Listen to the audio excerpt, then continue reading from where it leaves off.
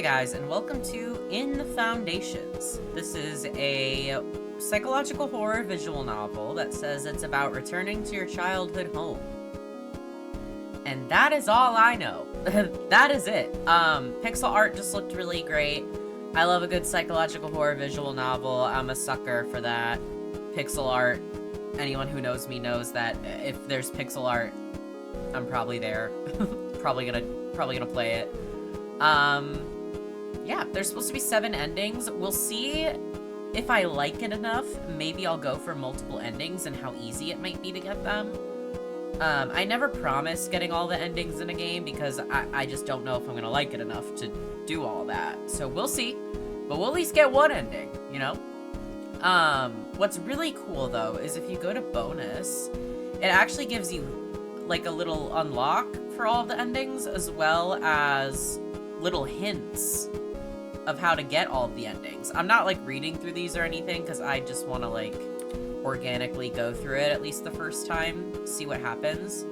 But yeah, this is free. It's supposed to be, I think it said 1 to 2 hours of gameplay, probably just depending on like what ending you get and stuff. But yeah, I mean the description on Steam is like really vague, but I kind of like that when it's psychological horror. Like it doesn't give away too much. So we're just gonna start. This game does not use autosave. You are free to save at any time. Wednesday, November 11th, 2026, 4:25 p.m. Like, look at this art. This is so good. Let me, actually, I might move the screen over just a tad. That should be good. I'll move it back if it's not, but this seems good. The sun is low in the sky, unsurprisingly for this time of day, this time of year. Each November, as the sun sets earlier, you feel your body ache more. Deep in the bones, the muscles, the joints especially. You weren't made for this, the southern Illinois weather. That's probably why you That's probably why you left after high school. Or part of it. There's a lot of reasons you weren't living here anymore. It's been long enough, though, that the feeling feels like a memory underwater. It's not that cold, but being far from any body of water makes the air dry enough that your nose bleeds at night. Being back here makes old injuries throb. You take a deep breath and let it out haltingly. You drop your backpack on the ground and stare off into the middle distance. The wind whips your hair around your face. As night falls, the temperature will drop from comfortable in your jeans and flannel to needing to put on your beanie to prevent constant shivering. You stick your hands in your pockets, idly rubbing the seam where the jeans and the cloth fabric meet. Until the man next to you clears his throat and you snap your attention back to him. Gene is in a suit even after hours. You've never seen him dressed informally. You okay? Yeah, why do you ask? You keep sighing. Sorry, it's not on purpose. I'm just breathing. So, let's get this over with. What do you need from me? Yeah, what do you need from me? Oh, I don't need anything from you now. Here. He reaches his closed hand out toward you, flipping it over and opening it. Inside are your dad's keys. The keychains are familiar. Cardinals logo, bottle opener from Buckwater Brew Works, and that new local brewery he liked. He liked that brewery. You never got to go with him, but you didn't see eye to eye on beer anyway. Gene wiggles his fingers, indicating that he's waiting impatiently for you to take the keys. I thought you might want these as they were. Gene looks at you with concern on his face. Something sentimental on him? What's this key? You point to the larger, old-looking key. I didn't do inventory of everything that's on there. I just, you know, he looks sheepish. I'm sorry about your dad. You stare down at the keys, looking for some kind of eureka moment. You finally reach out and take them, gingerly. They're warm from Jean's pocket. So, the keys and... He starts to pat around in his pockets before realizing whatever he's looking for is not in there. 1 second, I'll be right back. He runs off in a really slow, older gentleman kind of jog toward his car. The sun is setting. It's 4:49 p.m. Somewhere, a dog barks at a house down the street. Wouldn't be one you know. Lots of people around here have dogs. On the way back, Jean walks, and you awkwardly wait for him. He's carrying a small lockbox and some long, rolled-up papers. I was asked to give this to you, too. It was in the safe deposit box. He places the stuff in your hands and wipes his palms on his pants. As you look at the items, none of them seem familiar. The lockbox has a combination lock on it. The box looks very old and fragile, but the lock is new. The lock uses letters, not numbers as you'd expect. The documents are all rolled tight, but the texture looks like drafting papers. What is this stuff? It's the stuff from the safety deposit box. You hear him mutter under his breath. I swear I just said that. Okay, unhelpful. You know, you have no obligation to stay here. Sell the house, if you want. I can help. You shrug. You probably will sell the place so you can go back home. This is not your home anymore. But you need to think about it first. Anything else you need? No, I'm good. Great. He starts to walk away from you, slowly. Jean gets to his car and opens the door. Before he fully sits down, though, he calls out to you one last time. Hey, kid. I couldn't find that snow globe you mentioned. To be honest, though, I didn't look hard. He sits down in the car and gives you a curt wave. You give a small Midwestern head nod and watch him drive away. It's a lot of effort, way more than it should be, for you to get your feet to move on the porch. But eventually, you use the keys to make your way into the house. Once you're inside, a little relief washes over you. It's short-lived, though. You put your backpack in your old bedroom and plan to sleep in there. There's a guest room, but your bedroom is just how it was when you left. You place the lockbox and papers down on the dining room table. You take a good look at the lock. What could the combination be? Swirl the dial around randomly, I guess. If only Dad hadn't died so suddenly, you think to yourself for the 20th time. There's a lot of options, though. The dial has the full alphabet on it. For fun, you try your name, but the lock doesn't budge. You'll come back later when you have a better idea of what fate saddled you with figuring out. Dramatic much? Well, Dad died and now you're here, stuck with the family burden of cleaning out this house and now solving this lockbox mystery. You stand in the middle of the living room. It feels really dark and gloomy even with the lamp on, so you brave turning on the ceiling light. Actually, the overhead light's overwhelming, but it's not enough to shake this feeling. You go around the house, turning on all the lights. Your stepmom would have been pissed at you for doing this, but she's not here. The heat isn't on, and while you don't need it now, you will soon. You find the panel and turn it on. The heat kicking on smells a little like burning, but it's a familiar smell. The apartment you live in San Diego doesn't have a system like this. You don't really need one there, the weather doesn't have the same extremes. But the smell is almost nostalgic, and this plus the lights being on makes you feel more at home. It's weird being alone here. Your dad was always home when you lived here. He was an early adopter to working at home. It meant that he was always home to help you out. even after Sandra came into the picture. Are you sure he actually helped you? Didn't Grandma take care of you most of the time? The dining room is always where the last beams of light come in. The window faces west, but there's not much sunset to watch through the trees tonight. You sit at the table and eat the protein bar you bought at the airport. It tastes like chalk, but mint chocolate chip chalk. It's fine.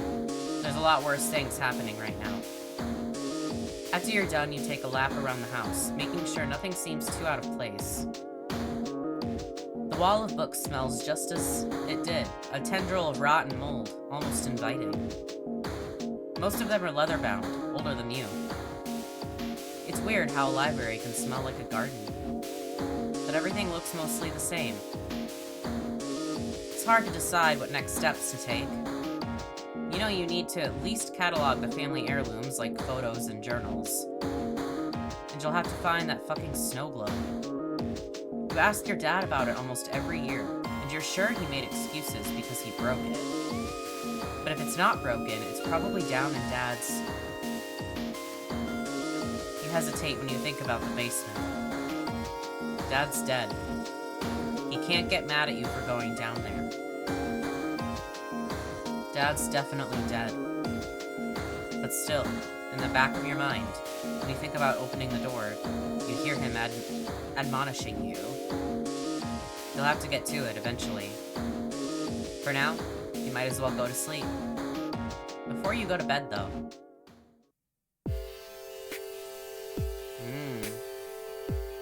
I mean, fuck it, try to open the lock. I don't really have anything to work with, but... You stare at the lock and try to force the code to come into your mind. You gotta try something.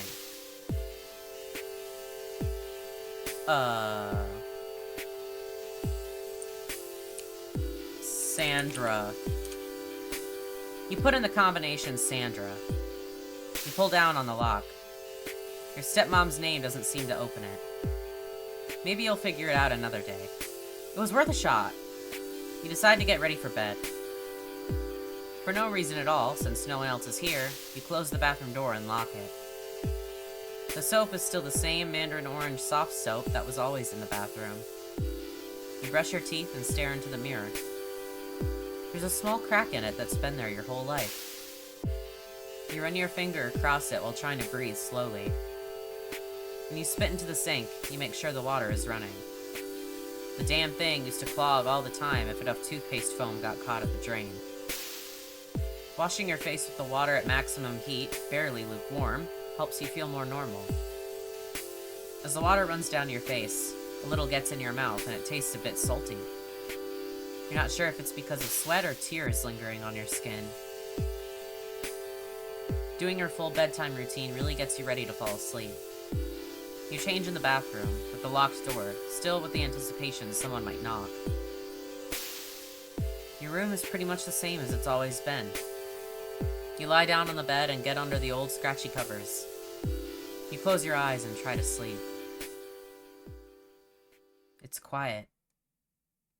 The heater smell has faded away, or you've gotten used to it. But there's still something musty that permeates the vibes. You start to drift off, but you feel like you hear your dad walking around in the basement. At first, since you're half out of consciousness, it feels comforting. But something snaps in you, and you sit straight up in bed. We're getting up, dude. You throw your blankets to the side and stand up. It's probably because there's no background noise. Your room doesn't have a television in it and never did. Before moving out, you usually fell asleep to silence. The only TV is in the living room. You could go to sleep on the couch. It's old and very broken in. It's probably the only option if you want to get a good night's sleep. You walk down the hallway as quietly as possible. Even though no one else is here, you somehow have the itch in the back of your brain that you'll be bothering someone if you turn on the TV. On the way to the couch, you have to pass the basement door. As you walk past, you hesitate. This is where Dad would always be. You notice you're breathing heavily. Your eyes feel dry. You try to unclench your hands and your jaw. The door scares you still.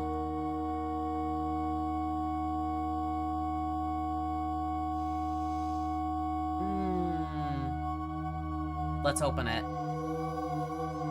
For some reason, you feel compelled to open the door.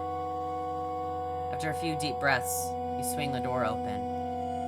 You look down the stairs. It's pitch black. You feel too nervous to even turn on the light. You listen carefully. Only silence.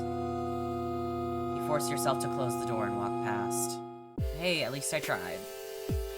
You walk into the living room. It's a little chilly in this part of the house, but it doesn't bother you much. You lie down on the couch.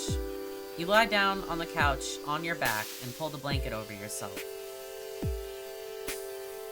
It's one your grandma crocheted. It smells like her still, from what you can remember.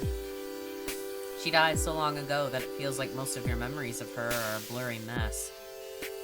Except for her crochet and knitting projects. The TV works, even though it's obviously older than you. You find the remote and turn it on. The room is almost pitch black, but the sound and light helps you relax. There's really only late night reruns to watch.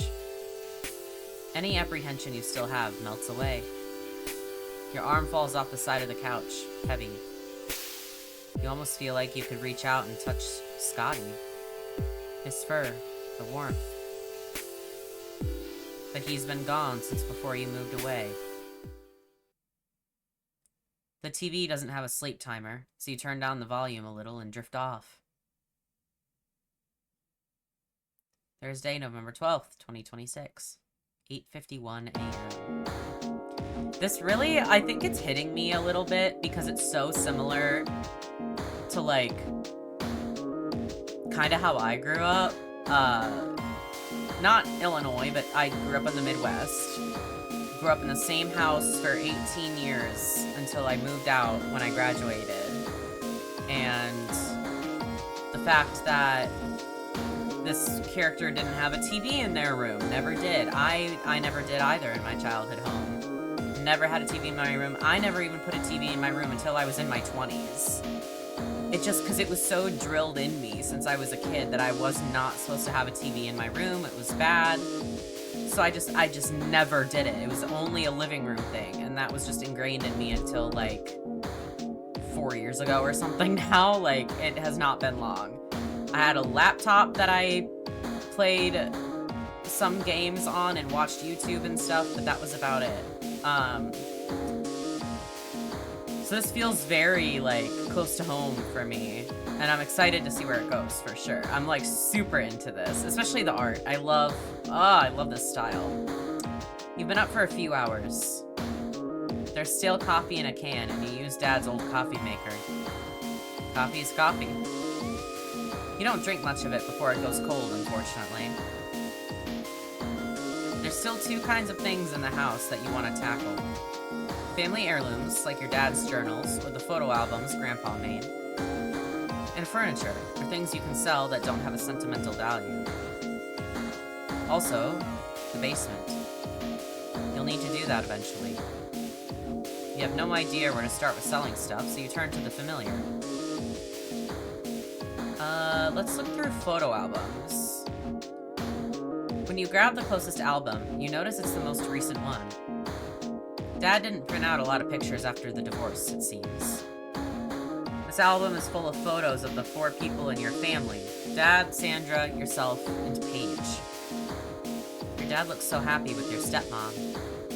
Many of the photos are from vacations. Your dad was really reclusive for the most part, but did love to go to the beach. Photos from the shore of Savannah, the all-inclusive resort in Honolulu. As you pick up the other, older albums, you watch Paige and yourself age in reverse.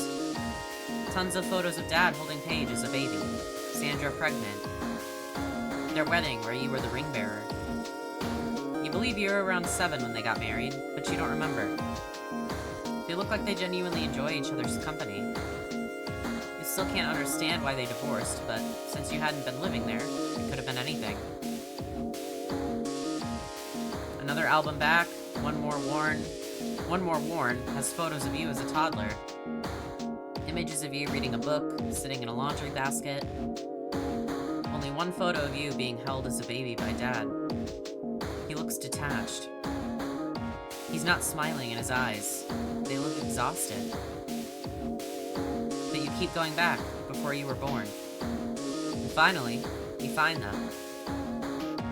Photos of your mom. Something in your heart shatters when you realize you can't remember her name. But you keep looking and flipping the photos over. They're all blank on the back. You believe this is your mom with her parents, but you never met them either. They were also both dead before you remember. There's no pictures of you with anyone from her family, actually. No photos of you and her. No photos of Dad and her either. Just like she never existed. You stare into her face. You think hard, but it comes to you almost like it's placed there in the back of your mind. Catherine. I'm writing down the spelling of that for the combination because Catherine can be spelled so many different ways that I want to make sure that I have it right. K-A-T-H-E-R-I-N.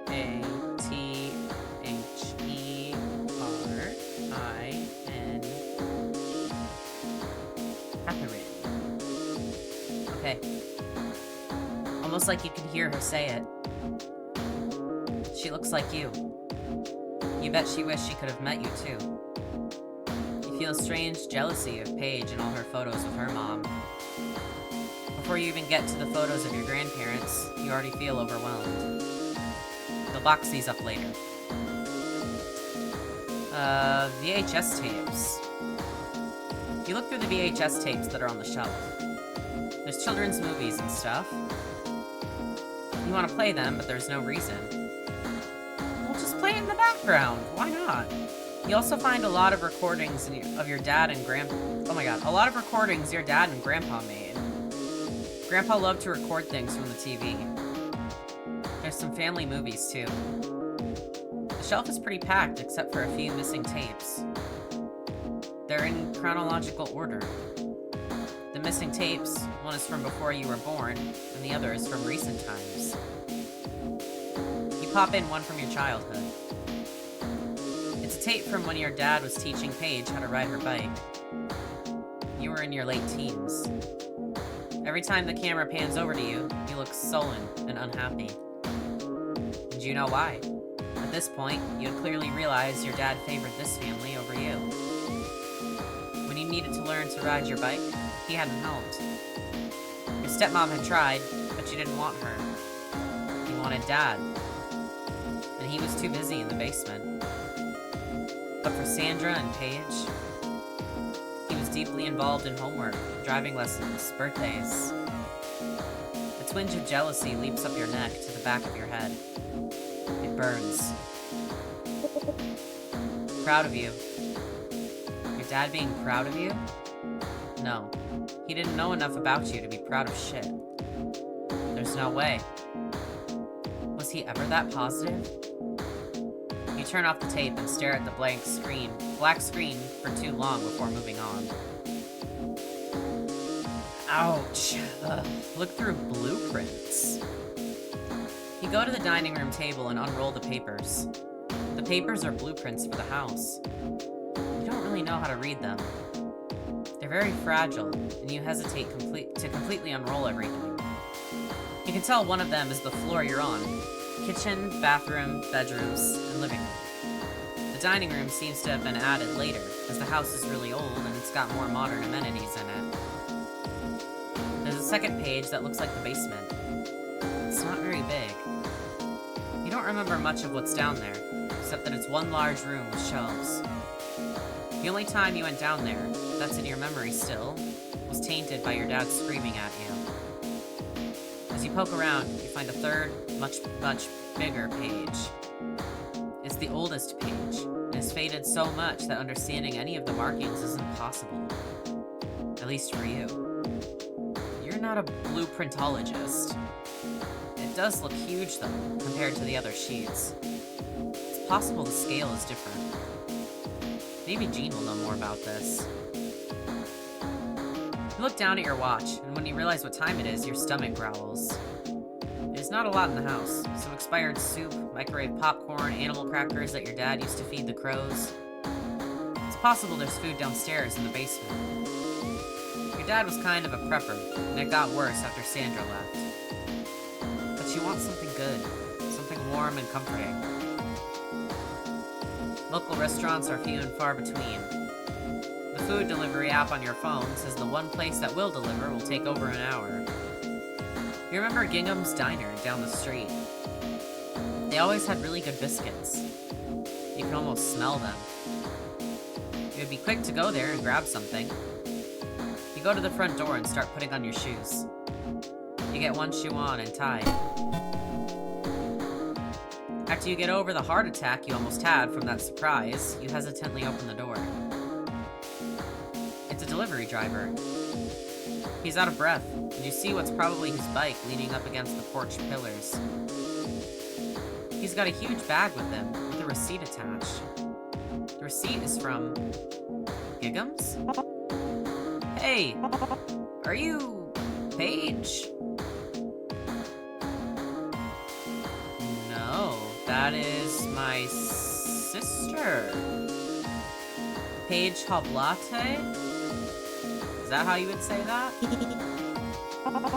Yep, that's the name on the food. That's my sister. Great! He thrusts the bag at you. You take the heavy bag and he immediately turns around. Tell her thanks for the tip. You look at the receipt. She sent you what looks like a week's worth of diner food. Eggs, fried chicken, mac and cheese. Multiple orders of biscuits with extra honey butter. Your stomach growls. You realize you're standing there with only one shoe on. You go back inside and put everything down on the dining room table. Opening the bags makes you realize they threw in extra pancakes and fries. This is a lot of food. It'll be hard to eat all of it. Unless you're stuck here for longer than you expect.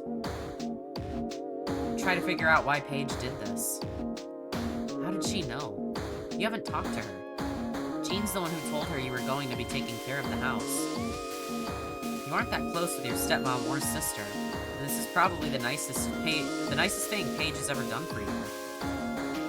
Maybe she's hoping you'll reach out.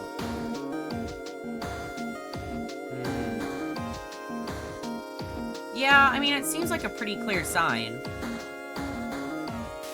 You pull out your phone and call her. The phone rings repeatedly. You grab a few fries and shove them in your mouth. When Paige finally picks up, she sounds concerned. Hey, can't believe you called me. I'd ask who died, but he already did. Very funny. One of us needs to be. I'm very funny. Sure you are. Anyway, did you get the food already? Yeah, thanks. You're welcome. Enjoy your extra honey butter. Extra honey butter? Yeah. I just have this vague memory you liked it. I do. Score 1 for the little sister. Some things change, but not that honey butter. Last time I visited Dad, he went there like 3 times. Once I thought about ordering for you, I think I picked half the menu. It felt almost like an out-of-body experience. Hopefully it's enough food for the week. Should be. Glad to hear. I know I can't be there, but I just felt like I had to help. Somehow. I hope it goes well. Let me know if I can do anything else. I will. Thank you. Good luck. So... Ask about the blueprints. Hey, you know anything about the house blueprints? No? Why would I? Wait, why do you? They were in the safety deposit box. There's the main floor and basement, but there's a 3rd page that Jean gave me. You sure he didn't just accidentally give you a wrong page? Nah, this is definitely for the Hoblate house. Maybe Maybe it was an extension he planned? Could have been from when he married your mom. No, the paper was really, really old, though. It's almost faded away. Maybe Mom would know, though. I could ask her? That would help. Thanks. Of course. Ask about her mom. Hey, how's Sandra? She's fine. I guess it's weird when your ex-husband dies. But she's not heartbroken. That's good. I think. I mean, could ask me how I'm doing. Sorry, you're right. How are you? Not sure if you know this, but my dad died. Paige, please. Ask about the lockbox. Did you know anything about a lockbox that Dad kept in the safety deposit box? Nah, what's in it? I don't know. I can't open it. What kind of lock is it? It's got the whole alphabet around it. Like, instead of 1 through 40, it has A through Z. Well, if you can't get it open, why not smash the box? What if something in the box is fragile? Oh, sorry. You couldn't see me, but I rolled my eyes and shrugged. Thanks, that's very helpful. Do you know what the combination might be? Try my name? Or your name? Our last name? A unique word? I'll try to figure it out, I guess. Alright, that's it. I gotta go eat this before it gets cold. Sure, of course. I have to be honest, though.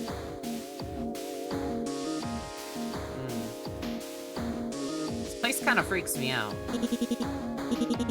I don't know how long I'll stay. Well, just do what you can. No one can fault you for not wanting to be there. I know it's not typical for us, but call me anytime. You hang up, noticing your stomach already feels a little better. You should really eat a full meal, though. That went, like, really well. Like, I mean, it's not her fault that the dad showed her favoritism, you know? Like, that's not on her. And she seems genuine. Like, she seems to just want to help. While you eat, you stare at the lockbox. Do you know the combination now? You put the rest of the food in the fridge. There's not much else you'll be able to get done tonight. Might as well try the box again. Try to open the lock. You stare at the lock and try to force the code to come into your mind. Gotta try something. Let's try Catherine. You put in the combination Catherine. You pull down on the lock. It doesn't open. You're surprised it's not your mom's name. Where even would your dad have left this information? Something in the basement? In his journals? You decide to get ready for bed. Okay, I'm gonna write down the last name as well. What was it?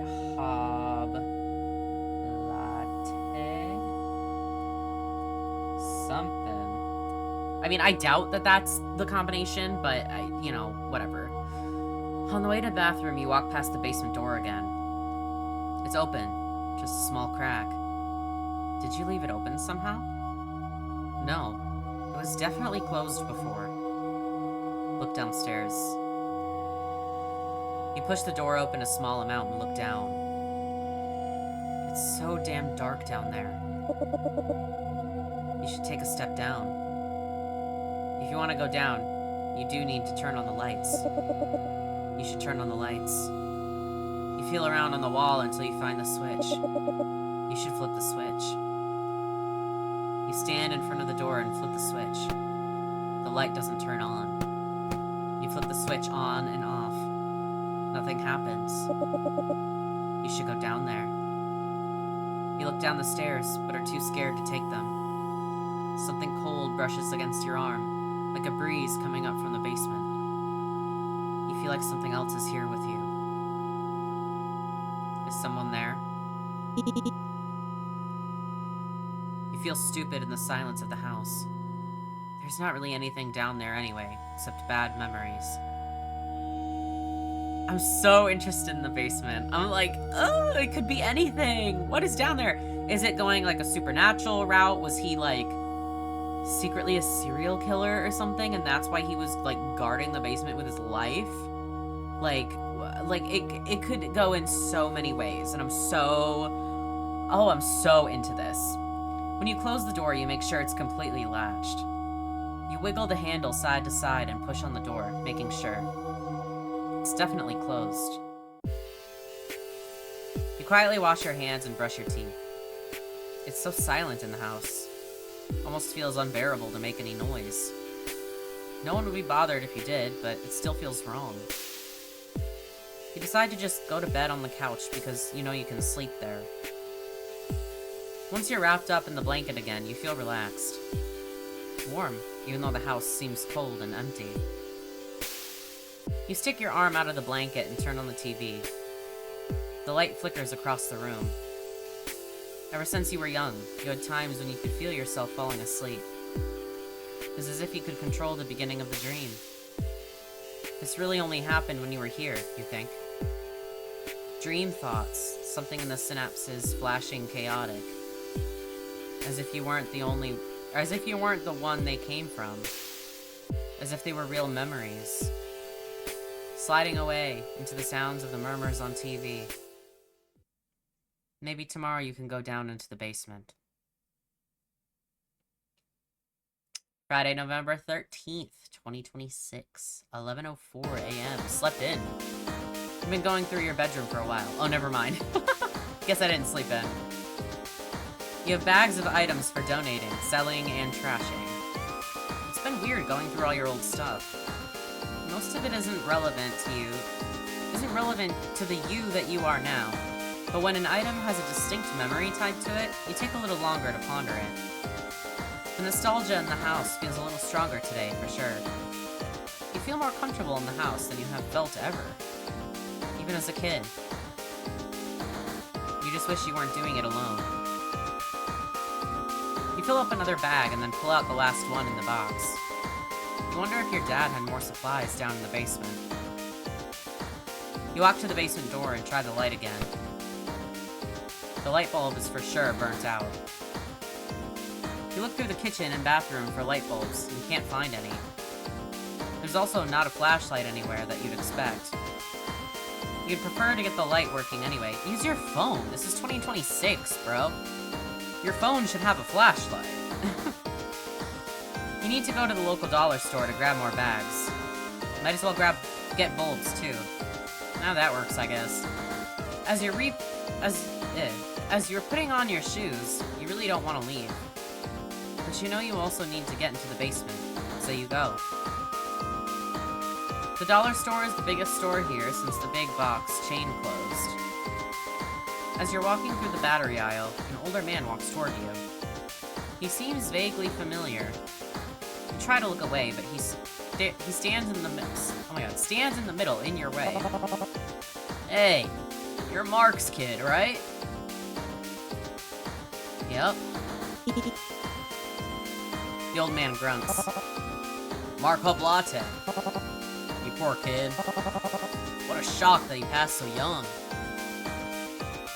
Yeah, it was very surprising. You going to sell that house?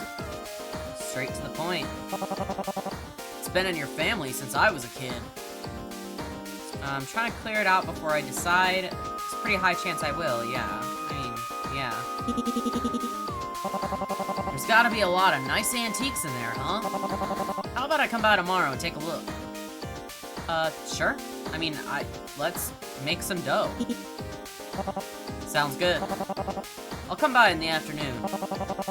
And maybe I'll be able to get some cash in your hands. He passes by you, coughing profusely. You grab trash bags, batteries, and light bulbs. Luckily, the cashier is young and doesn't know who you are. The price you pay is half what you'd pay back home. No. Is this home? Here?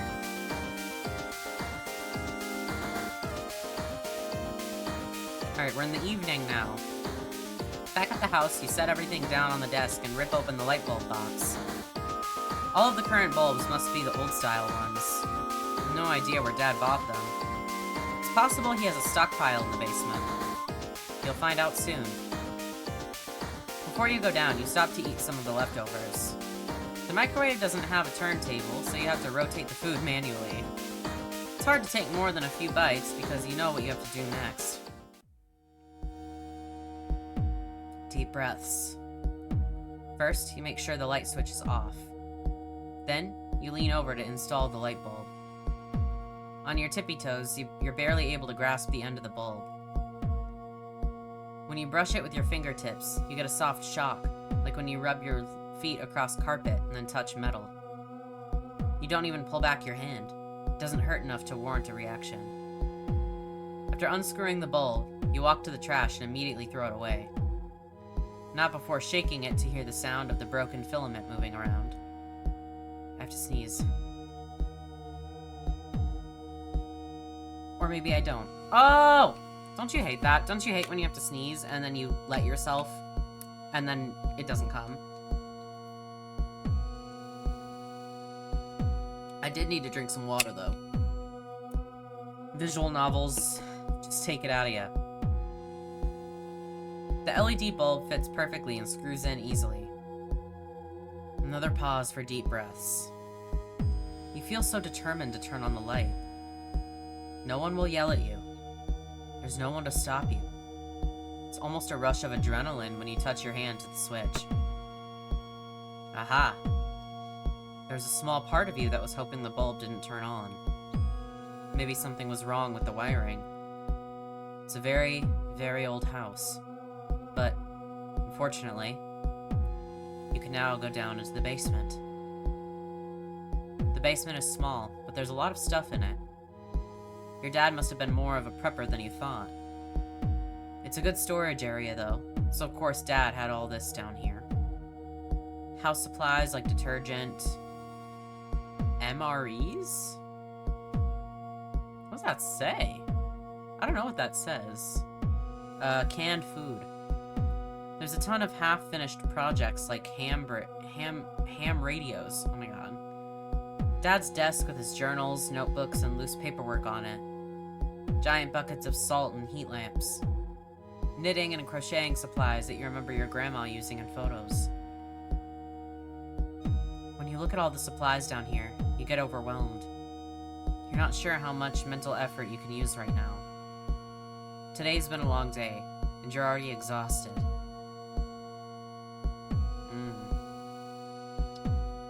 Look through his projects.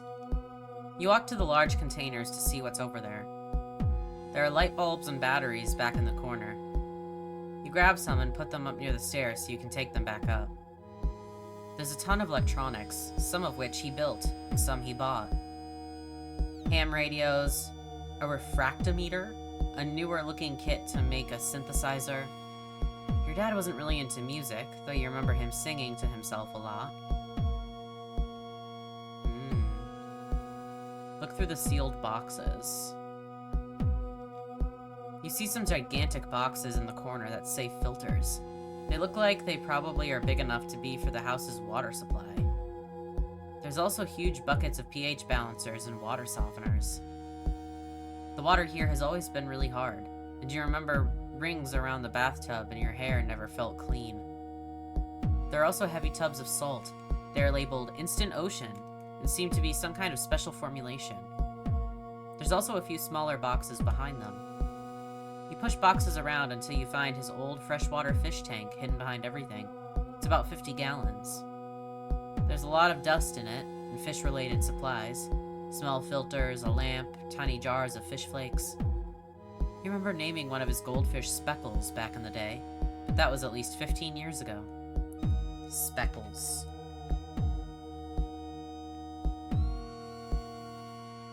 I doubt that's the password, but you never know. There's still more to look at here. You know there's enough in the basement that it will take you days to cover. You step back into the center of the room, wanting to look through as much as you can. You're tired, but you gather yourself up to keep going. Go through the desk contents. The chair looks so comfortable, and when you sit down, you actually relax. Under the desk, there's a space heater that looks really old. There are loose papers and envelopes all over Dad's desk. You shuffle them around until you find what you're looking for. Dad had a huge stack of notebooks that he wrote in, and they were always down here. You had no idea he had this many journals, or that he wrote so much in each one. There's also a family tree on old fragile paper. Read Dad's journals. That's more interesting to me.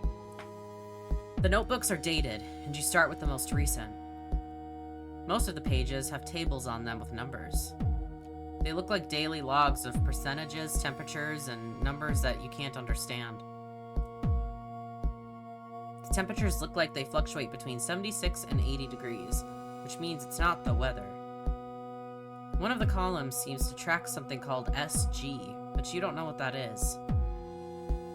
It's written once a week, and seems to also hover around the same number, 1.023 to 1.029. There's also stats signifying pounds, counting down to 0, and then starting over again at 60. Once it hit 0, your dad would make a check mark. There's also some dollar amounts, but you're not sure what it means. The notebooks also include pages of actual journal entries. It feels a little invasive, but you read a few of them. 2016, 2016. It's extremely cold this winter. I've spent a lot more money than usual heating this place.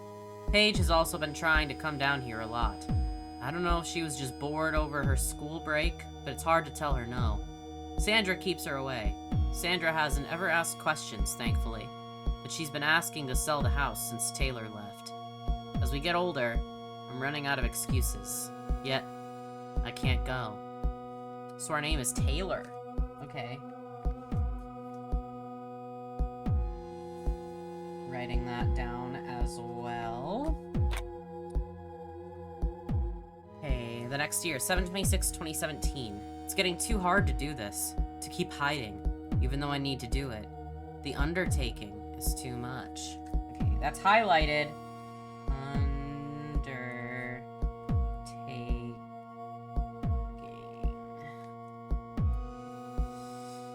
But to hand it over, I need to get them out of here. I know it's going to take a while to get Sandra to leave. She loves me too much to just agree to a divorce. Honestly, my body hurts. Taking the supplies up and down the stairs. I'm just trying to stay prepared. It feels too personal, reading your dad's thoughts. You skip forward to one of the later entries in the book. 2020. Sandra is gone. Page 2. It was excruciating to be mean to her. I was surprised at how sad I was about it. Not that I thought I wouldn't feel anything, but the last few months, alone, have felt like torture. I tried to accept that in order to do my family duties, they couldn't be here. Everything feels like dust. However, it's my mission to make sure Taylor comes back, so I can relieve myself of this secret. Ooh, what does it mean? Okay, duties and mission. You remember your dad asking you over and over to come back home. It felt like he was having a midlife crisis, but you couldn't bring yourself to do it. There's a huge gap here in the entries. You skip to the final one. 2024. I can't get Taylor to come home. I don't know what to do. He's still so mad at me. I need to tell him about the house, about this millstone, but I can't do it over the phone. I almost asked Roy to help with Abby, but I know he'd ask to take the place instead. He doesn't understand why he can't. It's not just a house. It's a contract. I guess I'll just keep trying. Millstone?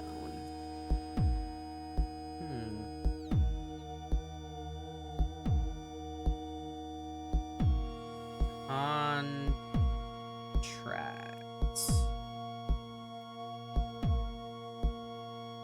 There's a huge gap between this entry and now, but the logs still persist. Up until your dad's death, he was marking every day in here. No more personal thoughts, though. But who the fuck is Abby? There are still more journals here to read. You step back away from the desk to decide what else to look at. The fatigue is becoming worse. It's been a long day.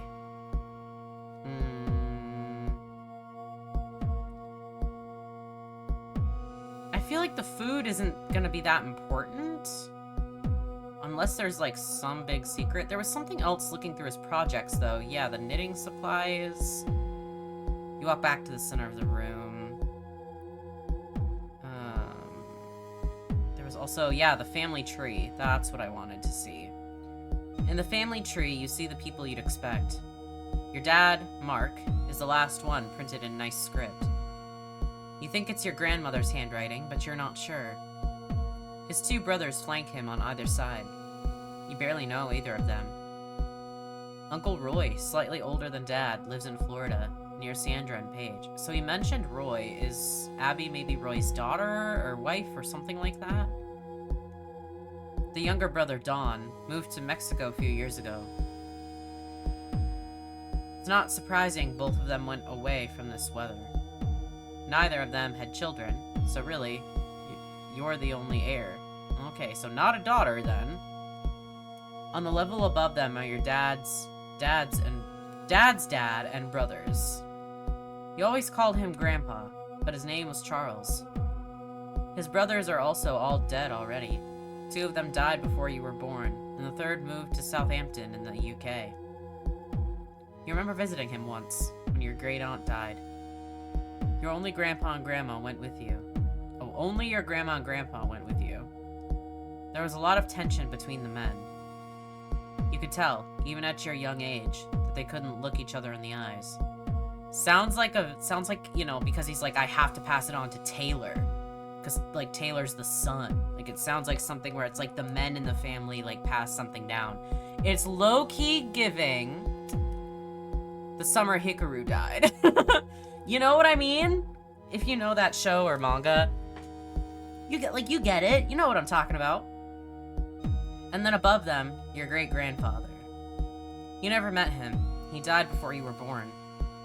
But you've seen tons of photos of him. The family tree doesn't go farther back than Roger Hablate. It's really weird.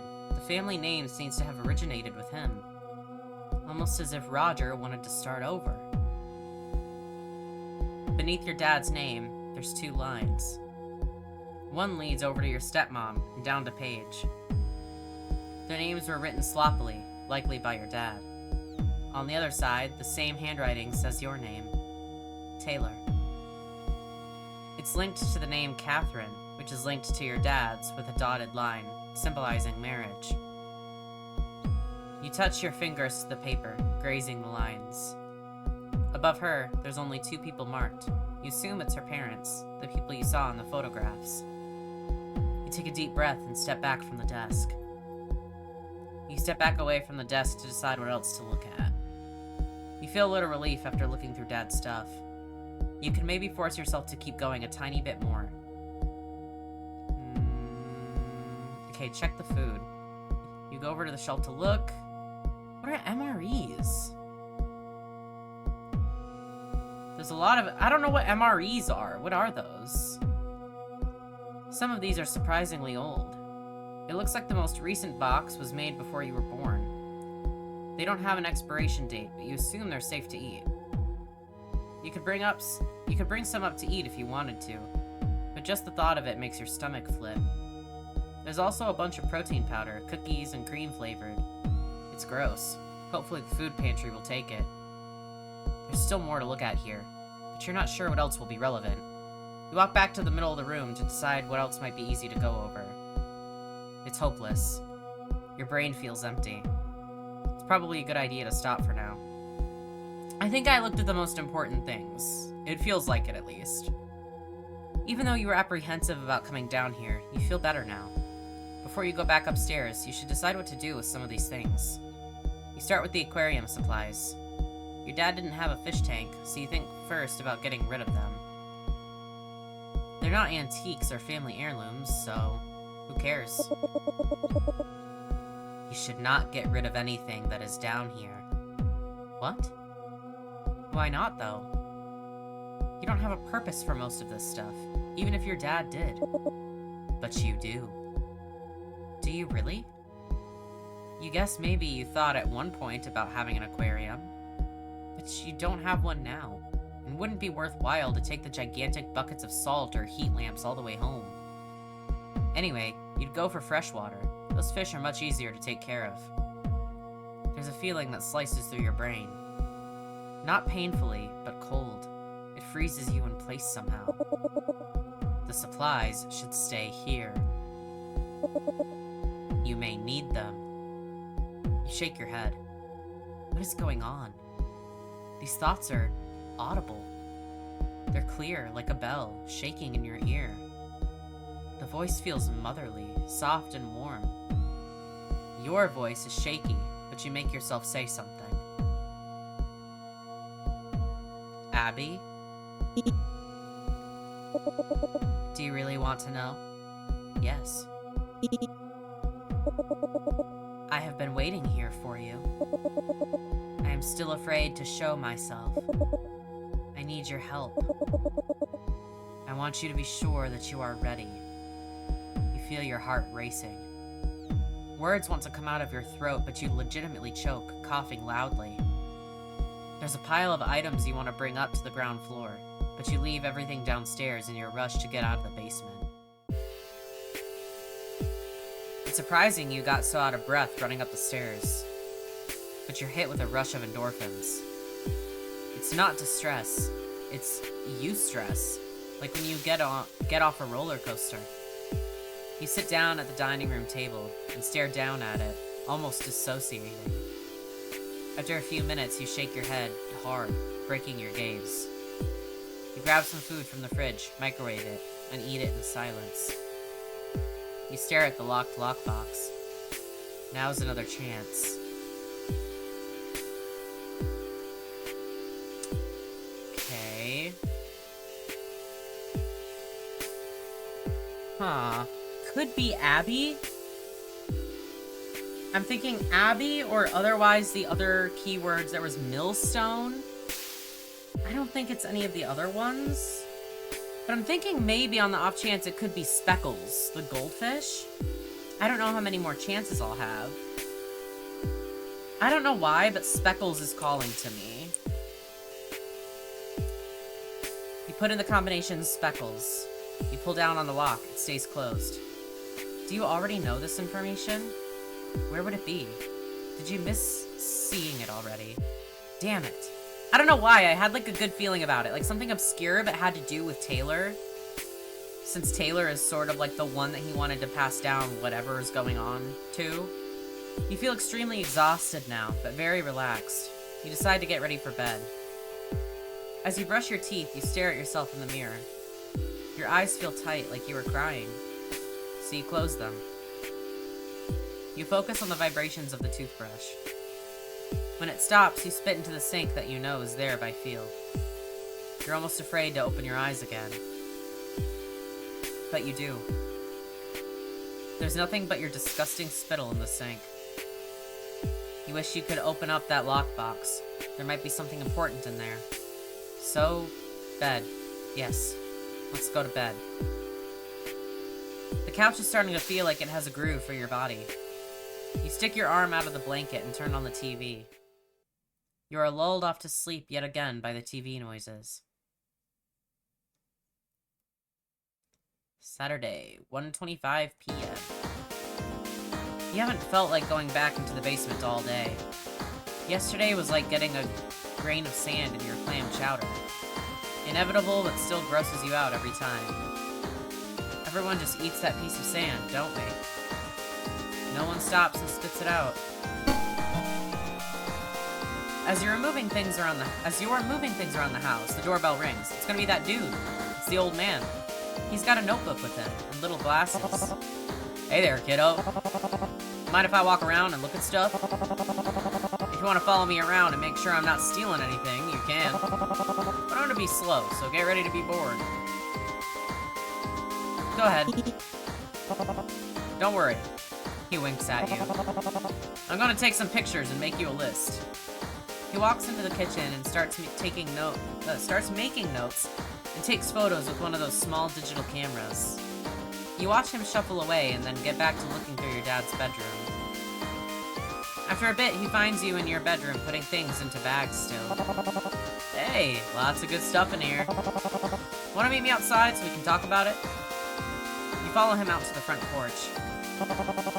Sorry, it's quite stuffy in there. I feel like I want to leave the moment I walk in. You know that feeling. See something that caught your eye? You've got a few appliances that are really old. Antique old, not low quality. Son, you know what antique means?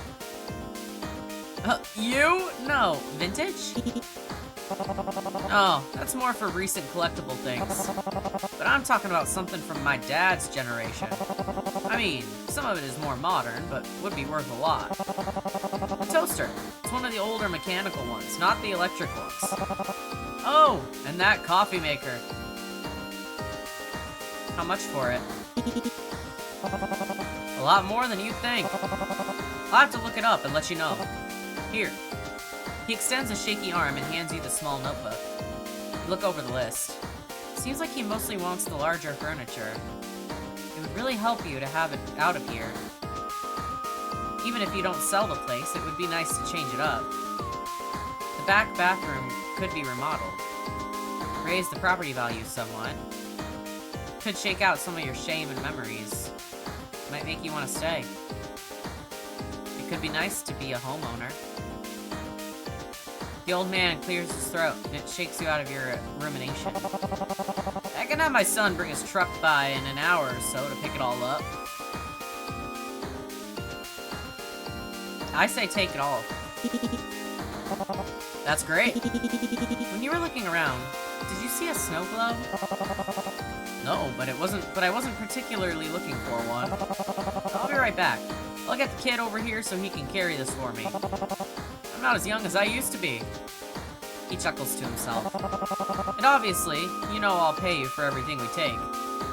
He pulls out his phone and starts walking away from the porch. Hey, Johnny! Come on by. Bring the big truck. Do you know if the boxes are still in the back? As he gets further away, you sit down on the step. You feel less tired, less foggy out here on the porch. It's like your brain is waking up, just a little. The old man eventually comes back and sits on the porch with you in old man silence. It's nice to take a break from being inside there. Less than an hour later, the truck pulls up. Johnny exits the car, slamming the door harder than he needs to. He's about your age, but much more fit. Must be from carrying furniture around all the time. He's smoking a cigarette as he walks up to the house. Johnny nods at you and you nod back. Midwestern wordless hellos go a long way. Okay, let's get this going. I'm about ready for a nap. He gets to his feet slowly. You and the old man go back inside first, and Johnny stands outside, finishing his smoke. The old man walks over to the dining room table. We should start with this. It's an antique, for sure. I could sell it for quite a lot. Your cut would probably be around 5,000, depending on the bidding. Wow. Yep. It's from the 1980s, or 1890s, jeez, from what I can tell. The wood is hand-carved, and your family has treated it well. When you were a kid, this was the family hangout spot. You have a lot of memories around the table. Some of them good, at least. Could buy a few tables with that. You start to speak, but this table should stay here. This is your family's table. You narrow your eyes, your vision feels cloudy. Take it. You open your mouth to talk, but the wrong words come out. I don't think I can let you have this one. Is it the money? I can take a smaller finder's fee if you want. You look at the table and imagine moving the items off it so they can take it. A pit forms in the bottom of your stomach. You almost feel like throwing up, but you hold back. No, I need it to stay here. It feels wrong, the idea of the table being somewhere else. Okay, I respect that. He walks back to the front door and peeks his head through. Johnny, you ready? The two men start walking through the house. You follow them around and let them take end tables and the toaster. His son takes pictures of the table anyway. Makes you feel weird that he's doing it. The old man takes a look at your sister's old room. So the dresser, nightstand, and bed frame are probably from the 1920s. You know how hard it is to find solid wood furniture now? You have no idea, really. I think the furniture was my dad's. I believe this is his childhood bedroom. So... I'm not planning on kids. Is that a yes? Go ahead. They begin collecting the furniture. The old man is surprisingly strong, and neither of the men ask for your help. Once the bed frame is out of Paige's room, it feels surprisingly empty. They leave the mattress, and you keep it on the floor. You walk the two of them to the door. I'll let you know when the pieces sell. Call me if you change your mind about the table. Johnny, who has said nothing this whole time, gives you a full, genuine smile as he lights up a cigarette. He walks to the car, and the old man stands, staring at you awkwardly. Yeah? His eyes are intensely looking into yours. This is not normal for someone from Illinois to make such direct eye contact. But he's not sure if he wants to speak. You can feel it.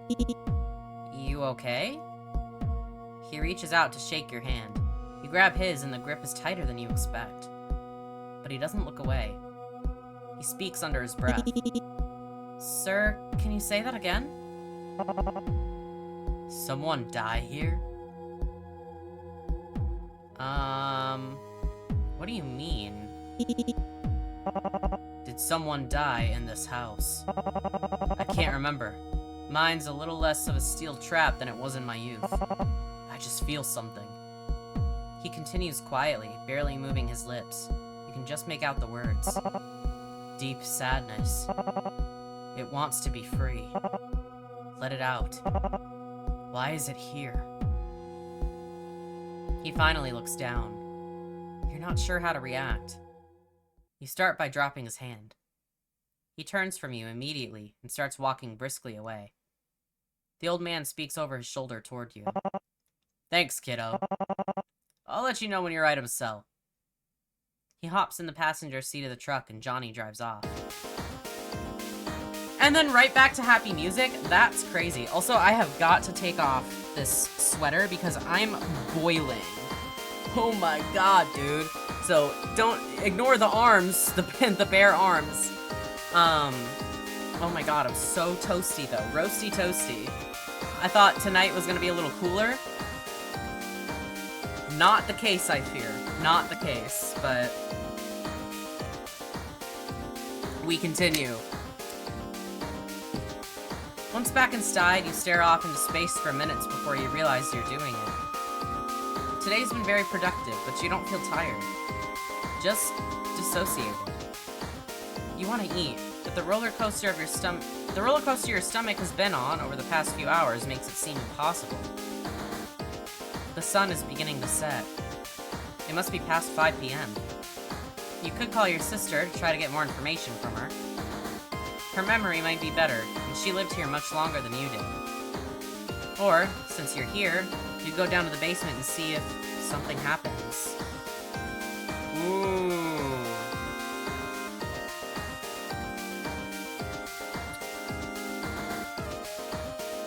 I feel like the basement is a... I feel like... that's such a hard choice. The basement. You don't think Paige could help right now. She can't get here to go downstairs to talk to whatever is down there. She's just going to mock you. You need to just go into the basement. Your heart feels as if it's twisting as it beats.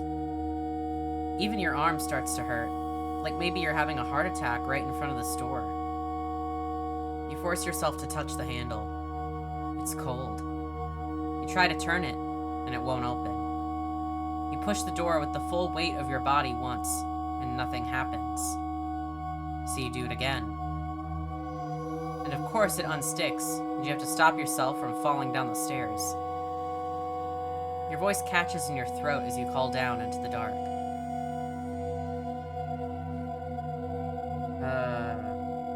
Please speak, if you can.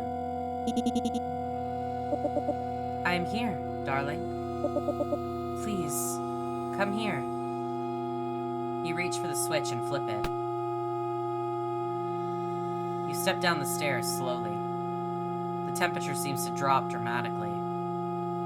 You wish you had Grandma's blanket from the couch.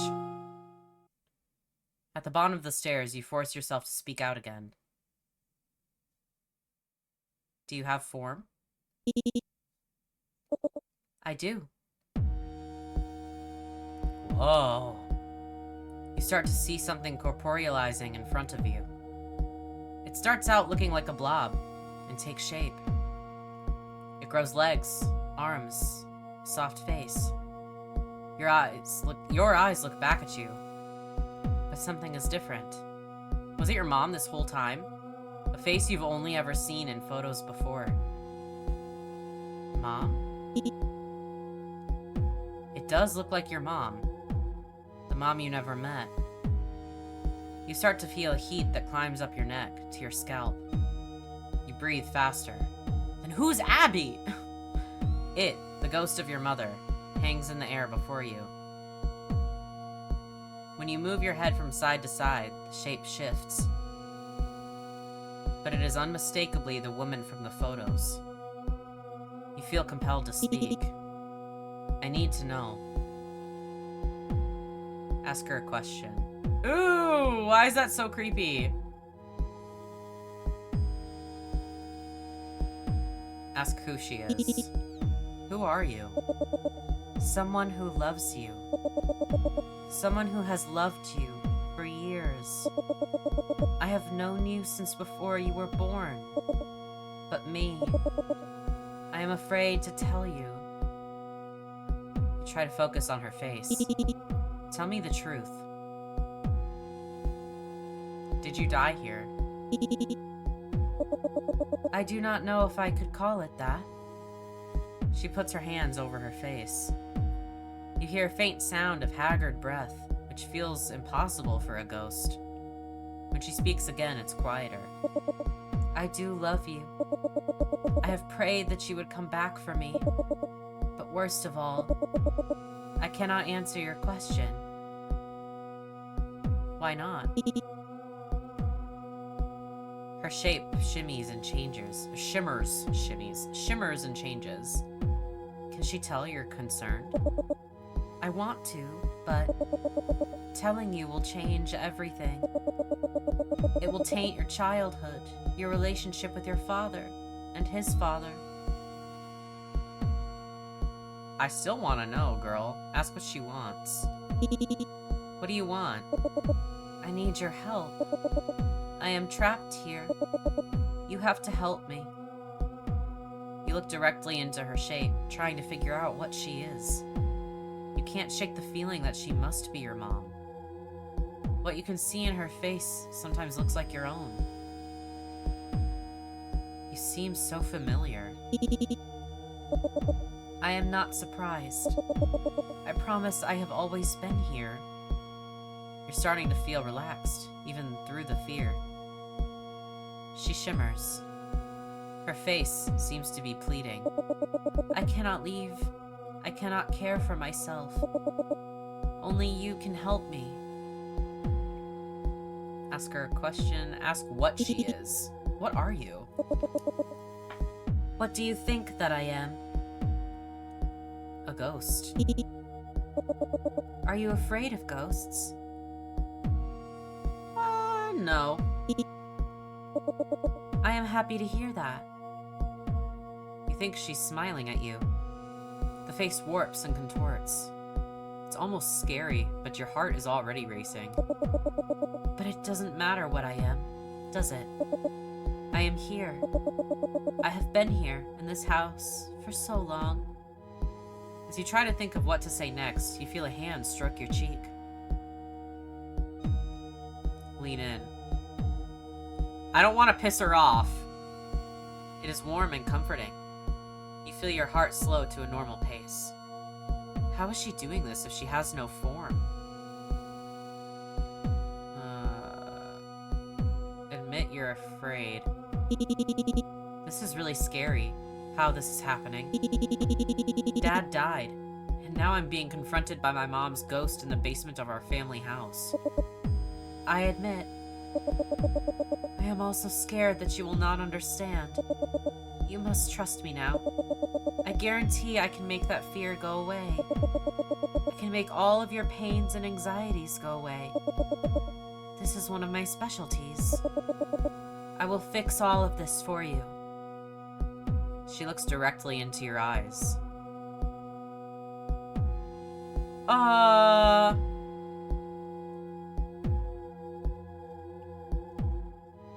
I don't know where she's going with that. That's a little, I feel like I gotta commit, though. You somehow keep your eyes straight, trying to understand her face.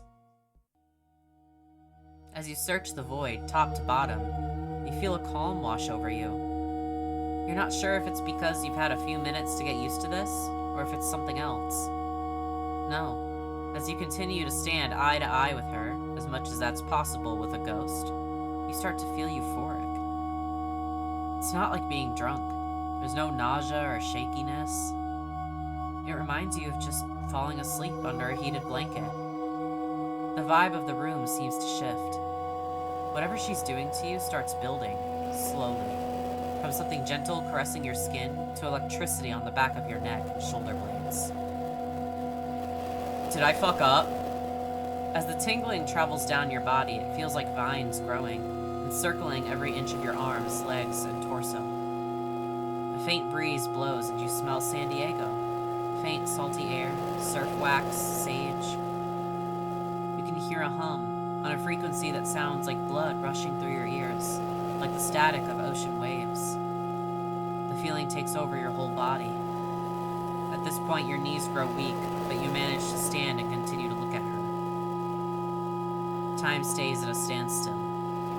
You feel your mind unraveling with enjoyment for longer than expected. Solace. Refuge. A haven. Slowly, you become more alert again.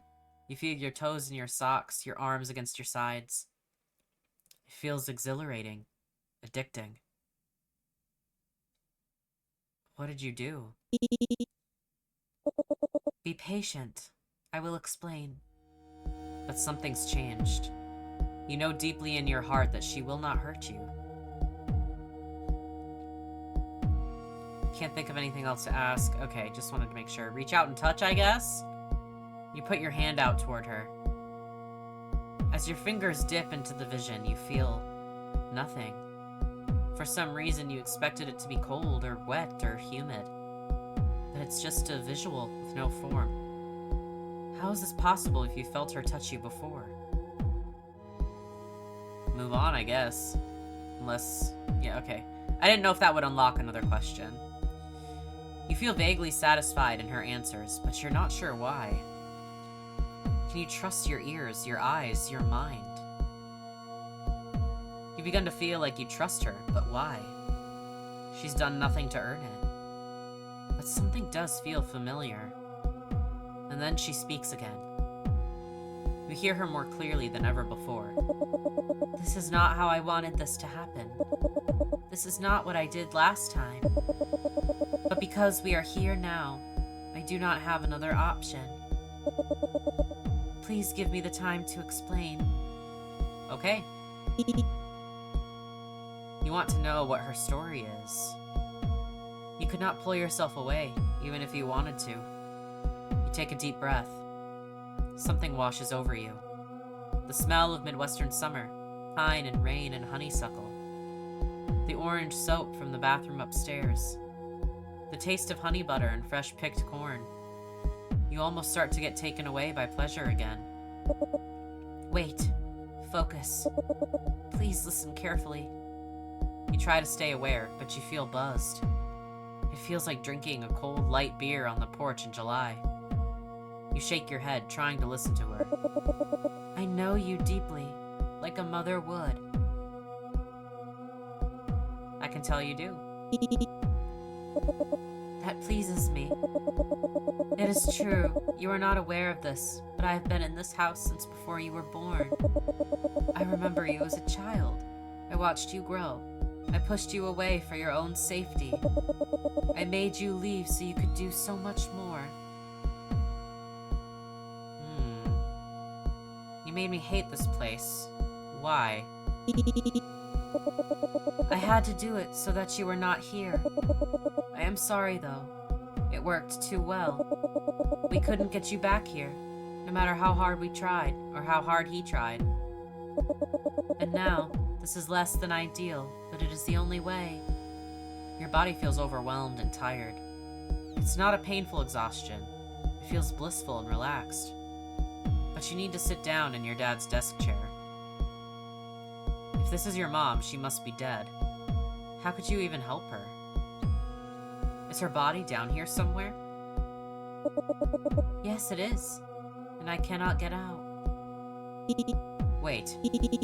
I didn't say that out loud. Can you read my mind? It is surprising you did not realize from what I just did to you. I've had a lot going on the past few days, so if I'm slow to catch on to something, please be nice to me. Before I agree to help you, I need to know something. Are you... Abby? The form swirls more than before, almost in anger. I hate that name. I understand I look like your mother, Catherine. She makes a noise, almost like a sound of pain. Can ghosts feel pain? Unfortunately, I must be honest now. Your mother used to live here, but she has been gone for many years. I have felt no deeper sadness in any person than in your dad when she left. She saw things she should not have seen. Did you read all of your dad's journals? Do you know what happened? She knew about me. She should not have known I was here. Your mom rightfully left. When she found out about my suffering, she could not bear it anymore. Your dad would not let her take you. He clung to you, hoping she would return. This is why I assumed he was so afraid to tell you. So why pretend? I knew you would like this form. I know how much you wish to know her, and I hoped you would accept me if you thought I was her. Please forgive me. I could come to you in any form you wanted. Visions like this do not have to look like my body. Where is your body? Are you buried here? Yes, I am close by. I desperately need you to come to me. No one else can do it. Okay. You sense how pathetic and weak this spirit is. She needs you to come to her aid. You have to help her move on from whatever is holding her here. You notice that since you've been talking, her image has been growing softer. She's fading from consciousness, and you can't be sure how much longer you can talk to her. Do not worry. I'm not going to surrender into nothingness just yet. I am growing extremely tired, though. We may need to come back tomorrow to continue on, so I can get some rest. That's fine. I'm also exhausted. You know hours have passed, and it must be close to midnight. Part of you is still reeling from the revelations you've had tonight. That this ghost, with her powers to make you feel such strong pleasure and comfort, has been in this house since before you were born. Your dad knew, your mom knew, and that's why she left. But who put her here? Who killed this woman? Have you decided yet if you will save me? I will. So tell me how I can help you. Oh, I need something. Can I get the combination? I need something from you first. What is it? Oh, not that. Never mind. She looks at you with a concerned face, or so it seems. Whatever fear she felt at the thoughts in your head is visible in her posture. Once you take care of me, I can give you as much of that as you would like. For now, though, you need to get into the basement. We're in the basement right now. No, my dear. The real basement. I need you to check behind the shelf with boxes on it on the back wall. You pull the shelf away from the wall, knocking over a few boxes along the way.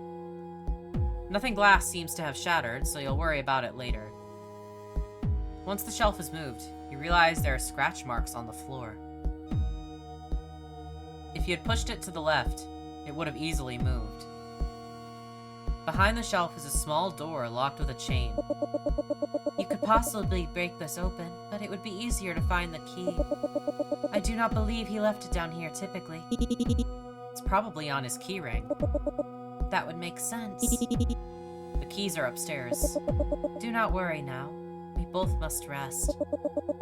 It has been all of my effort to stay present the past few days. When she speaks, her voice is faint. Please do not leave the house. The farther you get from me down here, the harder it is to sense you. Okay, I'll come back tomorrow morning. I am trusting you. You have always been a kind person. You stand from the chair, shakily. Climbing the stairs proves to you how tired your legs are. You hold on to the railing with a strong grip as you slowly move up. But some energy returns as you clear the top step and close the basement door.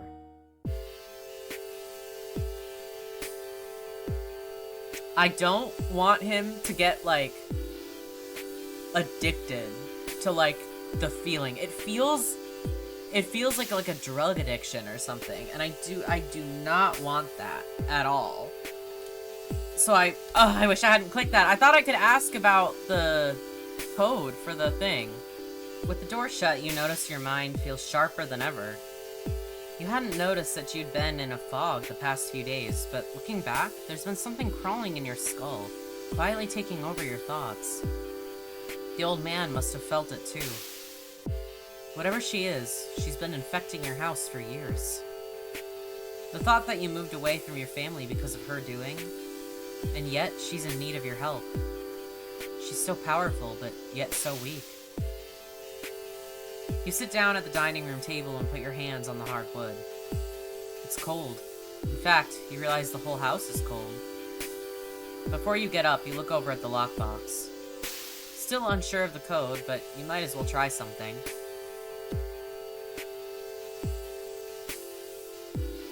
Okay, let's just try Abby. You put in the combination Abby. You pull down on the lock, it stays closed. We aren't sure if you'll have another chance to do this. Dad should have made this information easier to get. Now you have too much to do and not enough time. Was that my last chance? Please don't tell me.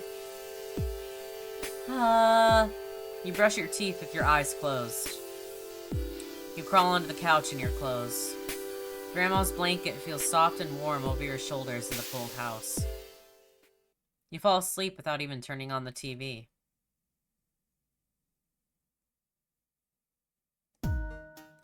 You wake up to the sun filtering through the blinds. You feel lighter than you have all week. Your mind is clear. You need to go downstairs to open that door. You go to your coat and rifle through the pockets until you find Dad's keys. You stare at them, running your fingers across the Cardinals logo, the bottle opener, the key for the basement door. You need to do your duty. Do you think your dad would ever forgive you? But why didn't he let her go? What is down there? Something that's loved you. Something that needs you. You attempt to eat the last of your leftovers, but you can only stomach a few bites. To maintain a semblance of routine, you decide to read the news on your phone, as if nothing weird was going on. When you check your phone, you notice a missed call and voicemail from your sister. Listen to it. Her voice sounds thin and weird over the recording. Hey, Tay, I talked to my mom. That blueprint isn't from any wing they were building. She looked at some old documents.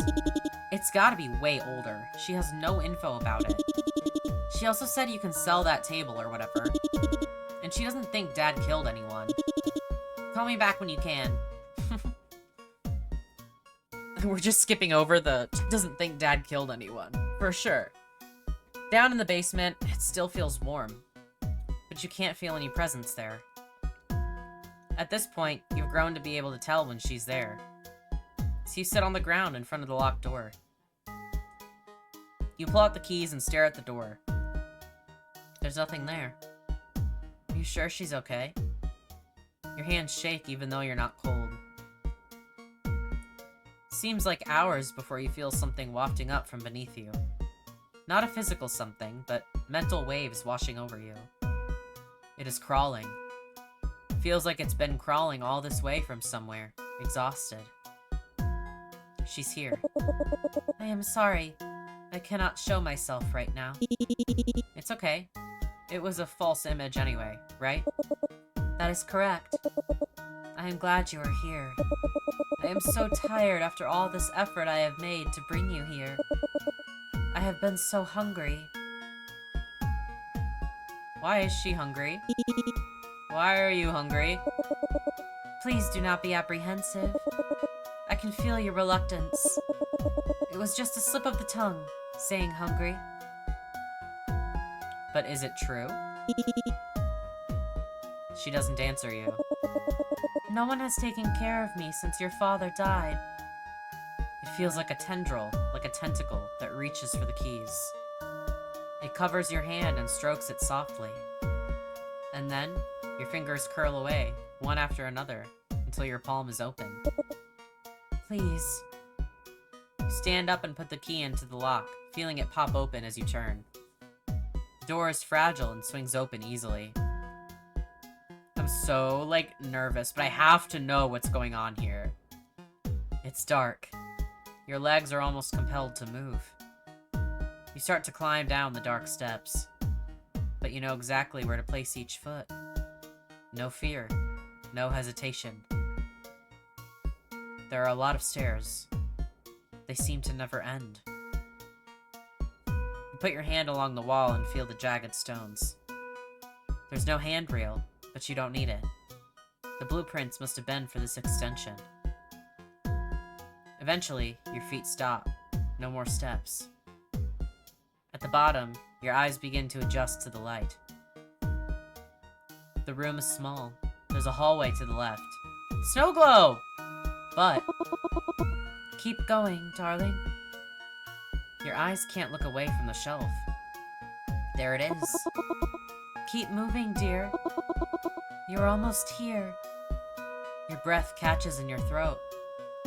Are these trophies? Why are these here? I've been looking for this for years. You pick up the snow globe. Well, it's not really a snow globe, more like a glitter globe.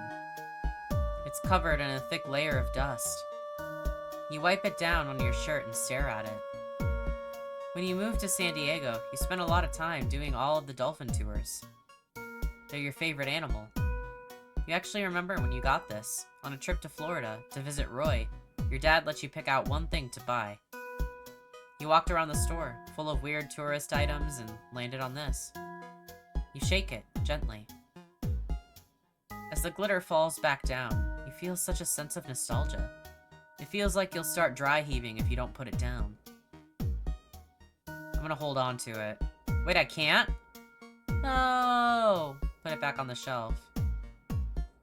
You gently place it back. As you do, you notice the thick layer of dust on the shelf.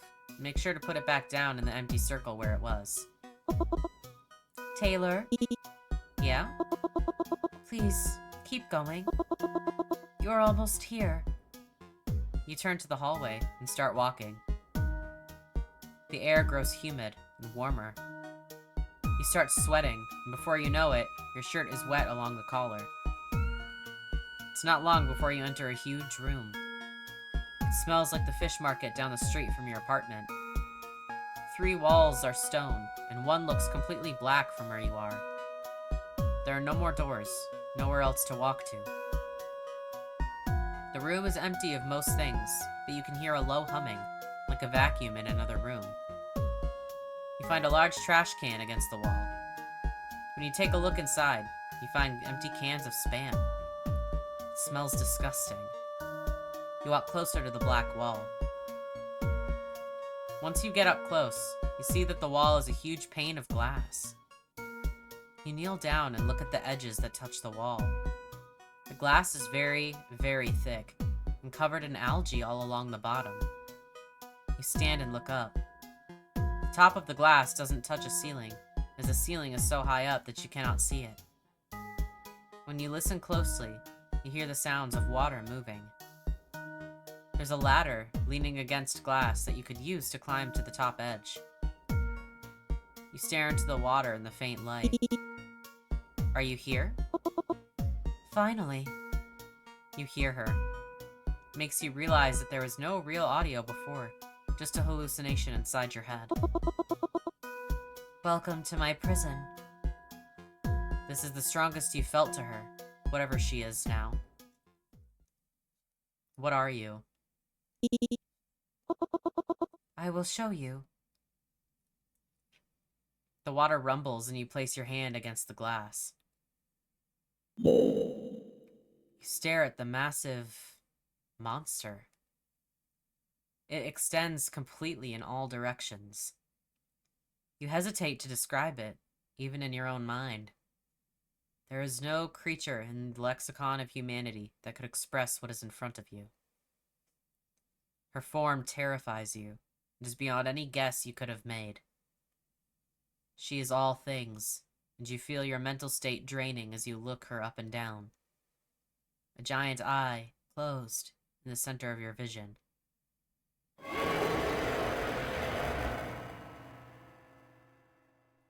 As you yank your hand away, it swims furiously out of your sight, but it doesn't have much space to maneuver in. It whips around in circles, and you dry heave uncontrollably.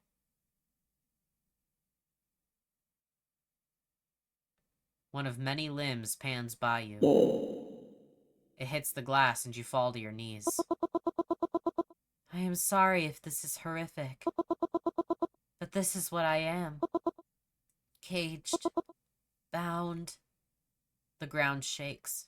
You hear the water slosh. I am a higher life form. For an immortal, this is torture. Serving a life sentence and having committed no crimes. And now, it falls to you. It is your obligation to take care of me. No one else can do it. You pull yourself to your feet again. You stare into the glass, hoping for answers. This is not my fault.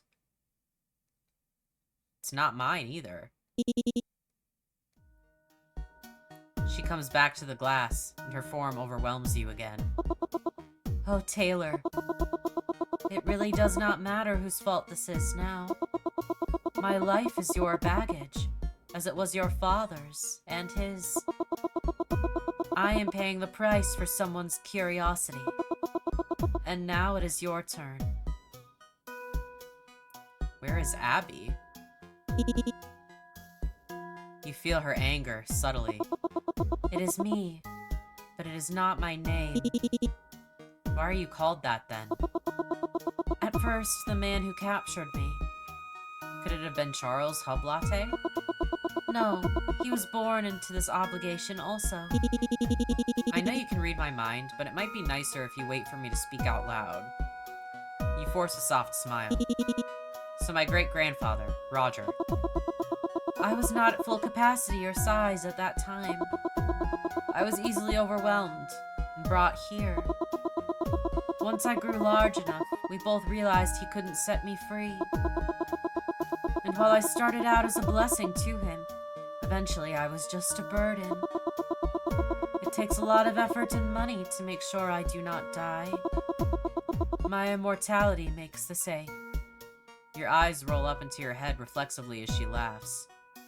It brings you great pleasure. And in your head, you know what she wants to say. Generational debt. Yes, I understand. If your father had not let your mother know of my existence, maybe our lives would be different. Unfortunately, Roy is indisposed and unable to do this. And so it falls on you. Now, this is your duty. I need to be responsible for you. Can't you take care of yourself? I need to be responsible for you.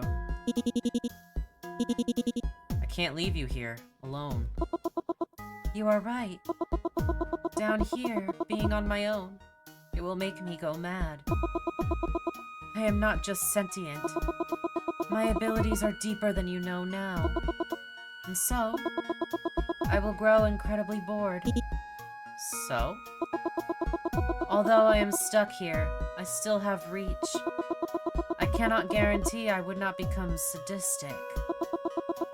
I cannot promise it would not be levied against your family. Levied against your family. But I do know that if you stay here, we would be happy. You feel such empathy with her, and know this to be true. I have told you what was done to me. I have shown you some of what I can do. I need you to decide now, please. You think about the suffering that this creature must be facing. Hungry, alone, and trapped. But you also know that your family's choices don't have to haunt you forever. You could sell the house. Whoever bought it could help her, feed her, do the things she needs. Do you want her to die? It doesn't seem fair for her to die, but it's not fair for you to also be trapped. You could stay and continue your dad's work, automate her needs, give her the ability to access the world through the internet or some other way. And the drug-like high she gave you, it could be the tip of the iceberg of what she can do. Once you accept all of this, you feel clear in your decision.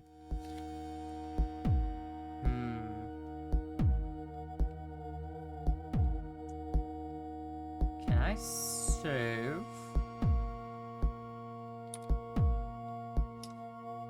Because honestly, I kind of want to see what happens when I say no. Because I kind of like it as a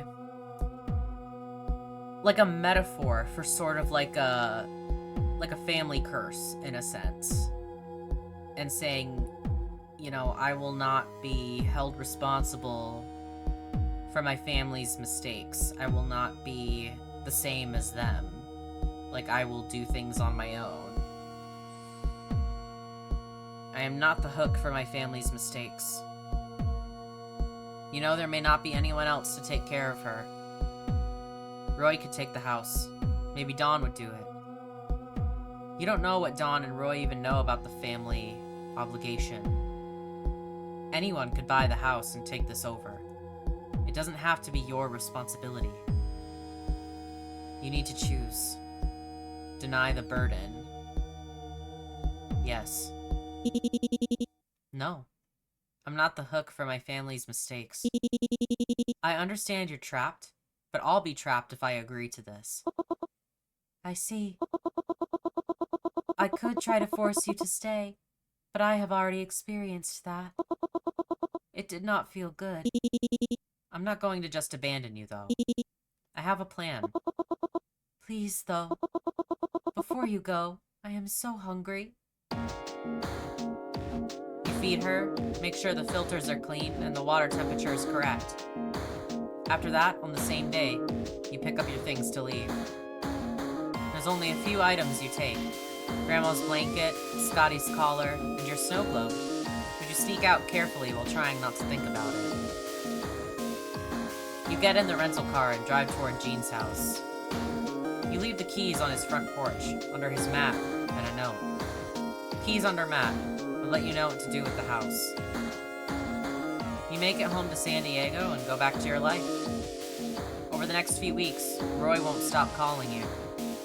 It gets to the point where you think about answering the phone, but instead you call Gene. Yeah? Don't give the house to Roy. Did you talk to him? No, but he won't stop calling me, so I'm assuming he's trying to get it. I don't think he deserves it. What are you doing with the place? I tried to get your sister to take it. No, not her. I need you to find another hub latte. Maybe one of the ones in the UK. Sure, I can try to find them, but it's going to cost you some cash. I actually don't care. Someone good, someone responsible needs to take the house. It's the only real family heirloom we have. And I need you to get this done quickly. Okay, I guess. I'll get on it now. You believe Gene will fix it. And he does, for a lot less money than you expect. You're Your second cousin takes over the place, very willingly. You don't know if he knows. You don't want to ask. Ending 6. Okay. Ending denial. Someone else has this covered. Not your problem. Because honestly, if it was me, that's what I'd do. Are you kidding? I would not condemn myself to being trapped in, like, a small town in the Midwest to take care of, like, a terrifying, immortal creature. I'm not doing that. If you enjoyed this game, you can support by buying the Developer Support DLC. Cool! Okay.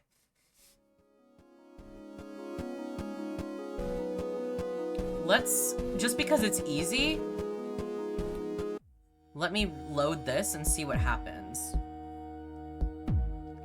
Yes, I will help you. You know you'll be trapped. You know this will be your burden now, for the rest of your life. Or, until you have a son to take over. You can still leave and deny this onus. You need to choose. Take the burden. Yes. Yes. I will help you. Oh, yes. What do you need first? Food. Food, please.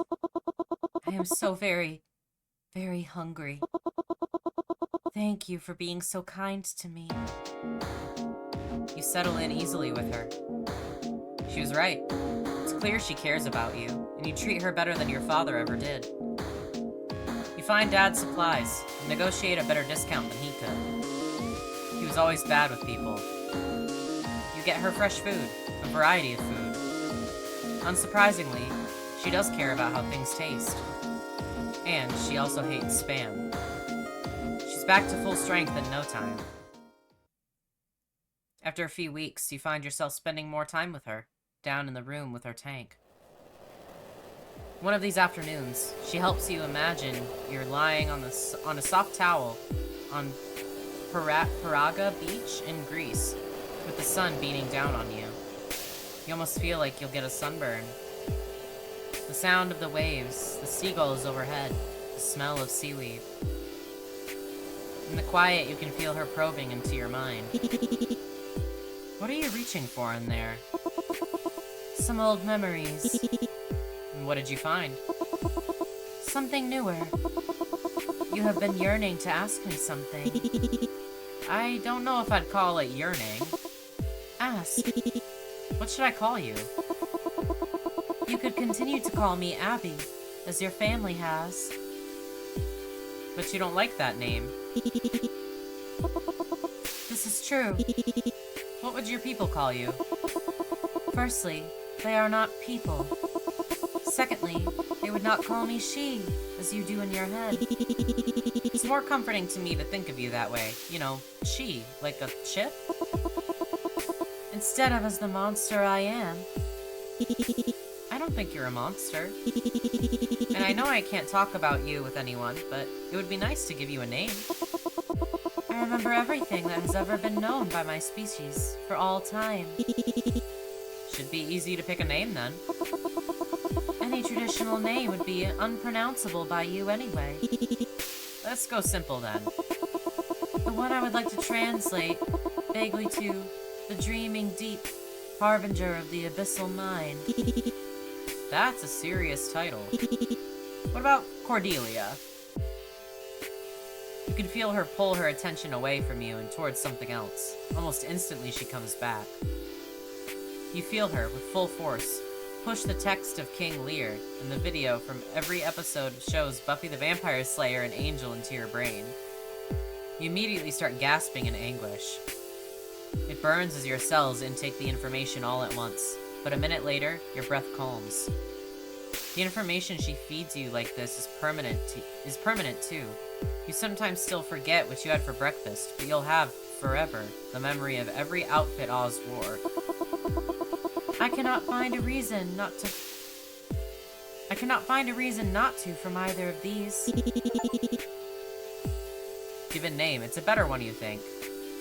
That still is really intense. Can you warn me next time? Yes, please forgive me. I see you're putting that Wi-Fi connection to good use. It is funny. I can reach out to all of the others of my kind. I can sense their minds. I can request their help. But I cannot reach humans outside of this place. My range just is not enough. We're not as sophisticated, unfortunately. You will not have much of a chance to use a name for me with anyone for now. But you will need to one day.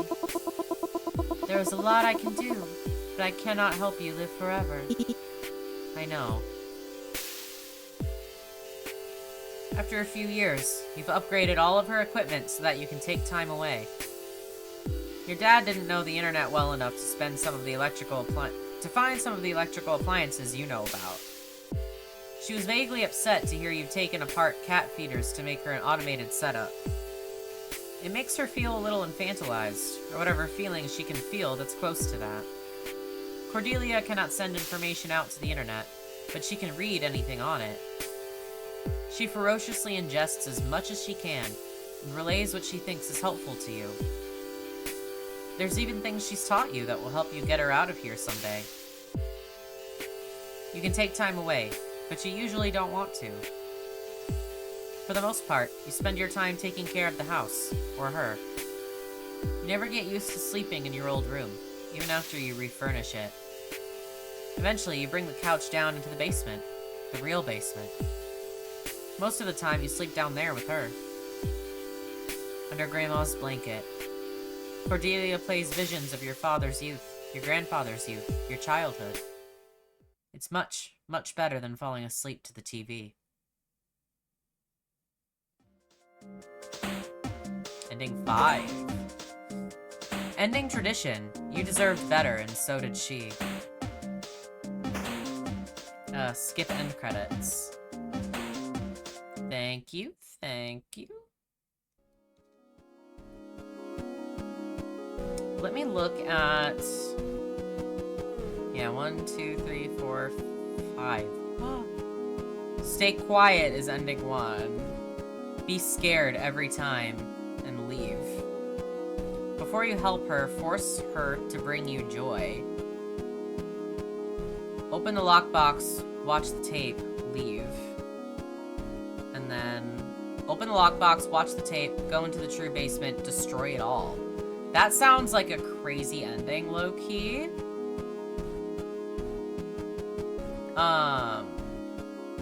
Yeah, I was like, I don't think there's a way to skip through text, which kinda sucks. I only really did that one save, because I didn't really find a good place to save for the other parts. Oh, but I really do want that ending. I really do. I really want to do it. I might have to look up what the word is, though, for the lockbox, because I have no idea. I have no idea what it is. And there's just too many things it could be.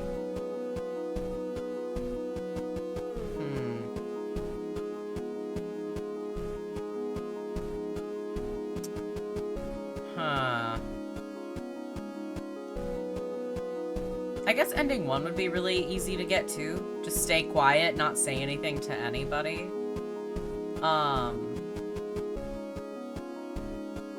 Crosswords, oh right.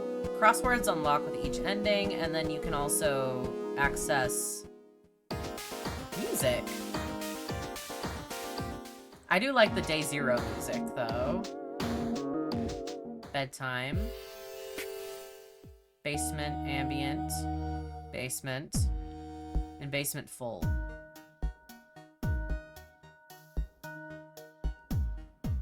Kinda cool. Yeah. Maybe I'll at least go for ending 7. I really want to get that one. Open the lockbox, watch the tape, go into the true basement, burn it all. Or destroy it all. So let's do that. I'll obviously skip until we get to something that I haven't seen before. So it's gonna take me a second, but I think it'll be worth it. I'm not gonna worry about the other endings. I really just want that one. So yeah. Okay, it is pretty quick to click through things, so I do kind of want to try and get the quiet ending, just because that'll be easy. You have no reason to exchange niceties with him. So... you stand there in silence, knowing he wants something from you. Here. Okay. Got the keys. So I think this is all the same. Not his business. Okay, I'm interested to see what happens when I just shut the fuck up to the delivery driver. You stare back at him, not sure what to say. Is this the address we're at? He points to the receipt. You nod. He thrusts the bag at you. You take the heavy bag and he immediately turns around. Okay. And then... we're not gonna call her, we're just gonna eat. You wanna eat something, but you feel too concerned to do so without calling your sister first. Well... I tried. Whatever. Let's do Please Don't Contact Me. Let's be mean. Please don't contact me. You can hear her sigh faintly. You can imagine her face, the look of disappointment. I'm just trying to help. But I'm sorry. Enjoy the food. You won't hear from me again. Damn. I've also been ignoring the, lockbox. Just for the quiet run. Okay, and then we're at the basement. The very top, when, like, the doors cracked open. And then I just did nothing. Why would you talk to nothing? There's not really anything down there anyway, except bad memories. Alright, and then we're with the old man. I'm not gonna say anything. He doesn't need your permission to keep talking. The old man grunts. Alright. Quiet. Has he noticed you haven't talked yet? Straight to the point. Quiet. You wish he'd let you pass. That is so funny that he just keeps yapping. He's going to do what he does anyway. Can't stop him. Damn, so he comes no matter what. Dang. Okay, and then I did notice, because I did actually look up the lockbox password to use for the future.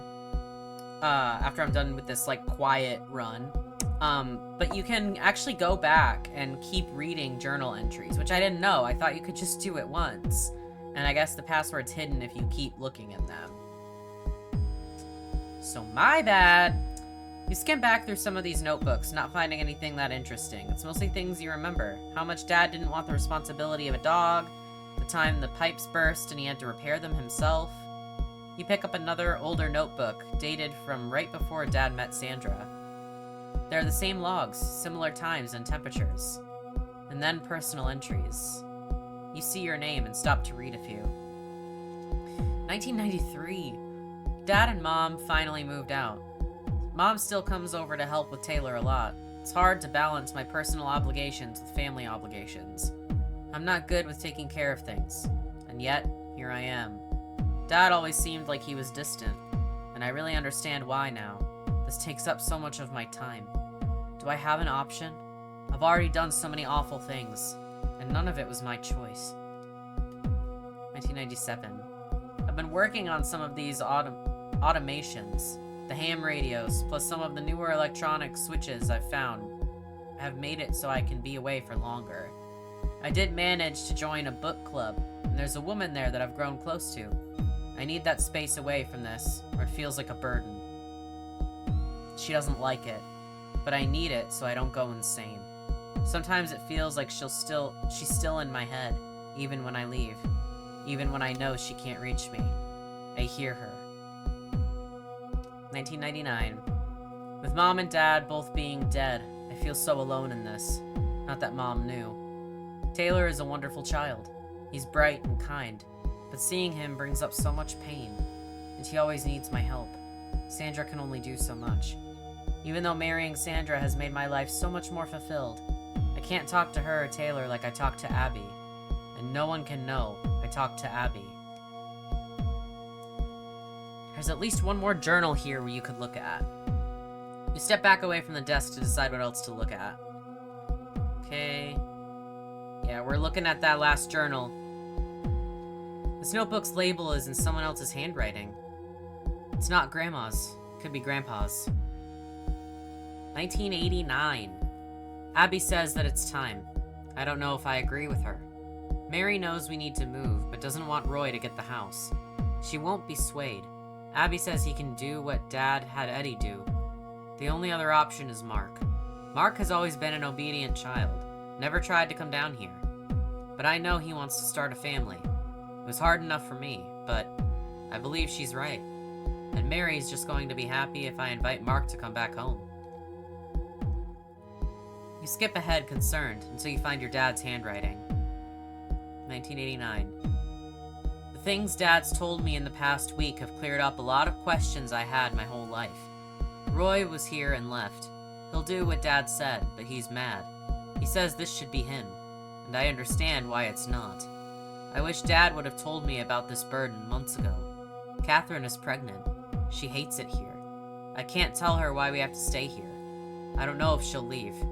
I can't let her leave me. 1990. Catherine named him Taylor. I instantly loved him, like I thought I would. He's beautiful. He looks just like her.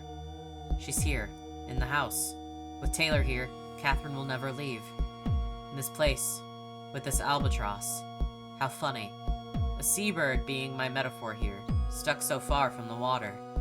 Catherine, I'm so sorry. For now, this is my job. This is my... devoir? So that is the password, devoir. I've never heard that word before. I love learning new words. It's awesome. But yeah, it is, I actually don't think I wrote it down. Devoir. When I first read it in, like, the Steam community, I was like, did they just spell devour wrong? But no, it's devoir. I looked it up. What did Google say the definition was? A person's duty. Yeah, so obviously it fits. After reading this one, you feel sick to your stomach. If Mom couldn't ever leave, why didn't you know her? You step back away from the desk to decide what else to look at. Okay, and we're gonna skip through.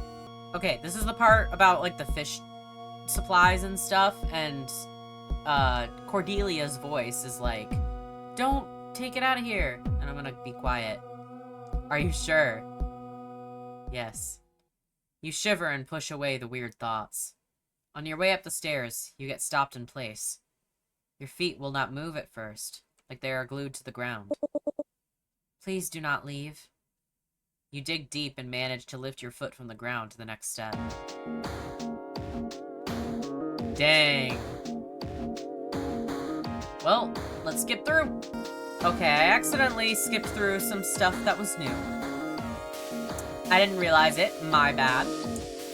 Renting a moving truck and fill it up with the things you value. Grandma's knitting supplies. You say you'll take some classes. The family tree, Dad's notebooks, and the lockbox. You figure you'll get it to open someday, maybe with a hammer. You never found your snow globe. Maybe you'll just go visit Paige and get a new one at some tourist shop. Back in San Diego, you see your therapist for the first time in a while.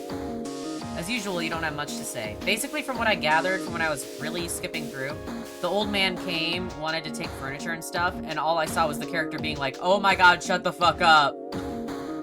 And now he's leaving. My bad. Yeah, as usual, you don't have much to say. You do tell her about hearing voices, and she seems concerned. But you realize you haven't experienced any of it since you left Illinois. She says she's proud of you for making it through having to do all of that alone. It feels nice. A few months later, Jean calls you while you're at the gym. Hey man, the house sold. You didn't get much, but it's off your hands. I wanted to let you know that Roy is pissed. He's threatening to sue. Does he have any grounds? No, but you know what a pain in the ass he can be. Don't try to talk him down. Thanks. No problem. Talk to you soon. Ending 1. What even is there to say? Okay. Yeah, that one was super easy to get. Now, here is my plan. I saved when I was being quiet and stuff. I saved at the first lockbox option. So I can go ahead and put in the password.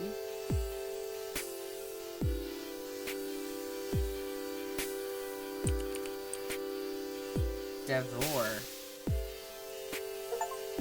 Yeah, you were able to open the lockbox. I was like, I don't know if it'll let me this early since it's the first instance of trying to open it. But it works. You pull down on the lock and it clicks open. After placing the lock to the side, you open the box. Inside, you find an envelope with your name on it and a VHS tape. Open the envelope. The envelope flap is tucked in, not sealed. You slide it open gently. Inside is a letter from your father on a piece of paper pulled from a notebook. Taylor, I hope this means you read all of my journals. If not, you might not be able to make a choice yet. I'm sorry I couldn't get you to come back here. But if you're reading this, I'm probably dead. I want you to be able to make up your own mind about what is in this house. You deserve this information. I didn't know any of this when I came back here, but you will. Dad. You didn't want to come back here anyway, and now you feel more concerned. You just need to go to sleep. Watch the video, though. You try to bring the tape to the VCR. It feels exhausting, like you don't have the strength to do it now. It's been too long of a day. You need to go to sleep. No, watch the video. What?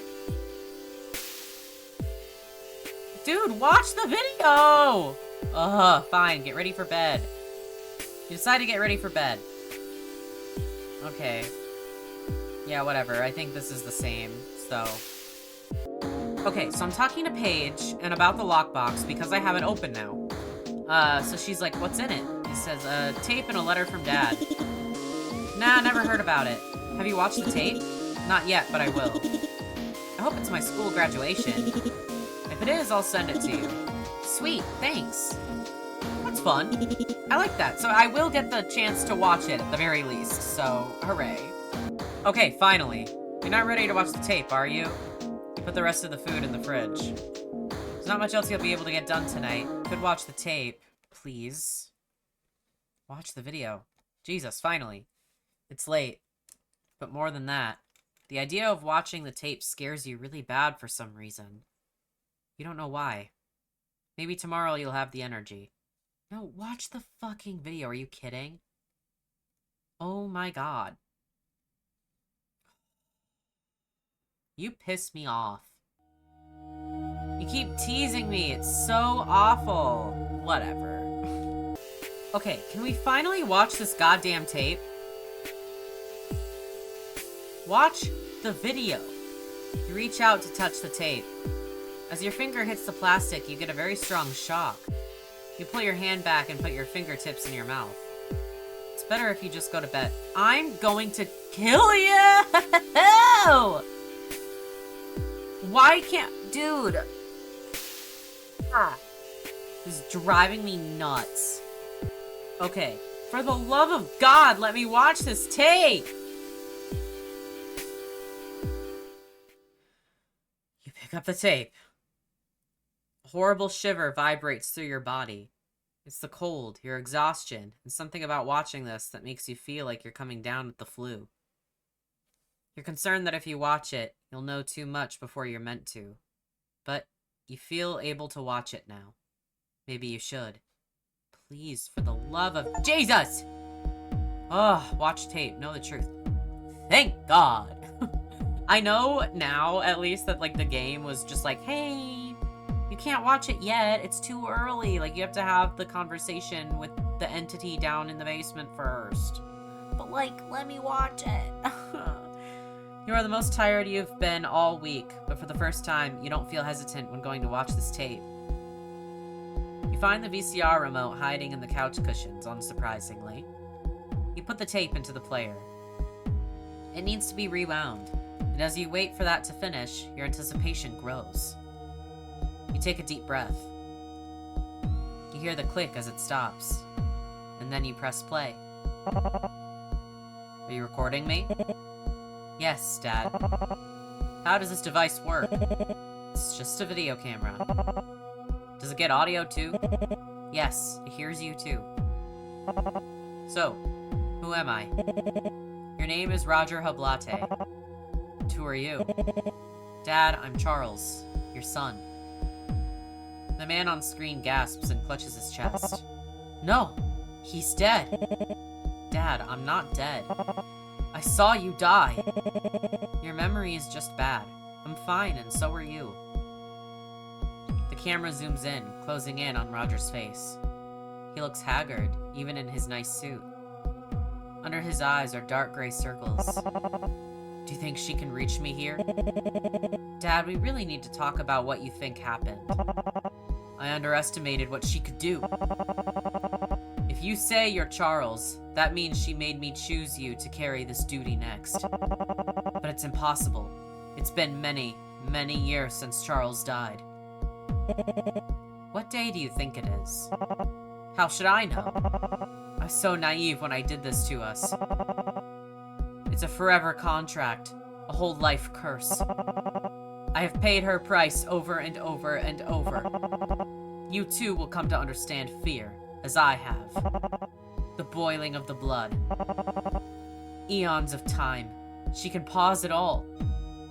The man starts to fidget and squirm. He is screaming, face distorted. Do not give her information. You must not trust her. Dad, calm down. You have cataloged every bit of her powers. In none of your entries did you ever say she had such abilities. The doctor says that when you fell, you hit your head in such a way that caused severe damage to your brain. They say there's full areas that don't light up anymore in the scans. Charles speaks more quietly in this next statement. I've told you this a bunch of times. I wonder if it's possible for you to remember. There's a cut here. It seems like it could be anywhere from minutes to hours later. Tell me where I am right now. We're at Stillwell. Do you remember choosing this place? Tears run down his cheeks. Only vaguely. Some memories are so strong. Your death, for example. Though you say it was not real, the anguish takes over my senses every time I close my eyes. I shouldn't have done it. I regret everything. It was my fault. It was my fault. Dad, I can see we're not getting anywhere. I was hoping that I could get the truth out of you, but you're still blaming Abby. Abby's never hurt anyone in the family.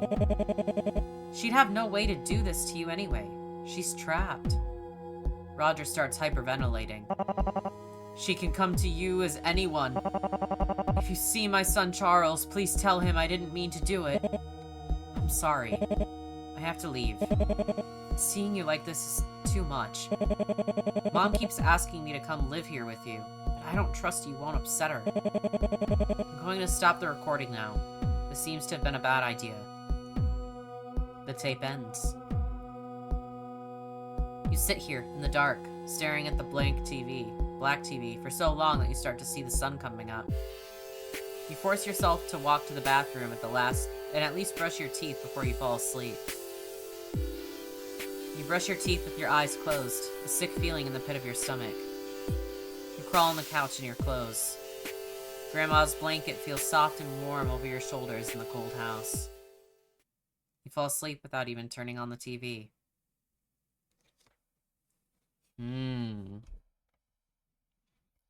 Maybe... My theory is maybe Abby or Cordelia showed him like Charles' future death, and that's what he's freaking out about. Like, she showed him the future, and it like kind of drove him crazy. Besides like hitting his head also, that doesn't help. Okay, I think this is probably going to be all the same, so I will check in with y'all if I see something different. Okay, so there was a little bit different. I did kind of skip through it. It basically was just summarizing, being like, I have to get the keys, I have to go to the basement, I have to know what happened, and you can either stay and learn more or leave the house. I am gonna save here, though, just in case, but I'm gonna stay and learn more, because I want to get ending 7. You can't leave just yet. You attempt to eat the last of your leftovers, but you can only stomach a few bites. Okay. This is the same. I'll listen to the voicemail, whatever. Okay, this is new. When she says that she's hungry, why was Roger afraid of you? In the quiet of the house, you feel her softly laugh. You feel some kind of rumble in the basement. Roger made mistakes, but he had nothing to fear except his own ignorance. He thought he knew what he was doing, but of course he did not. Do you humans ever? Fortunately, you have nothing to fear. I am too tired, too weak. Without you, I will die. No one has taken care of me since your father died. Feels like a tendril, like a tentacle, reaches for the keys. Okay, this is the same. Maybe I can keep the snow globe this time. Because last time I didn't have the option to. Okay, there it is, the snow globe.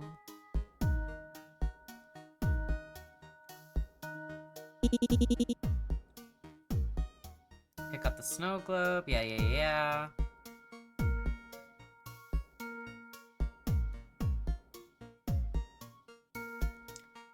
Hold on to it, yes! You feel its weight in your hand. There's something telling you that the feelings of nausea aren't you. Something is forcing you to feel it, so you don't keep this with you. So, in defiance, you take it. Found the snow globe and took it. Taylor. Yeah? Please, keep going. You are almost here. What could she be? After watching the tape and how Roger felt, you're scared to know. You turn to the hallway and start walking. The air grows humid and warmer. Okay, this is the same. Oh boy. Okay, so after she's like, I'm immortal, it's your obligation to take care of me. You feel the heft of the snow globe in your hand. This is not my fault. It's not mine either. Okay. This is the same.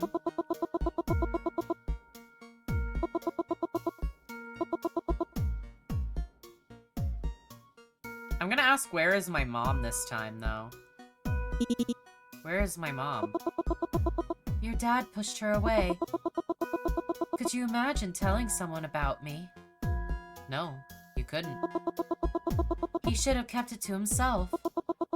His father was able to do so. Dad never told Sandra, though.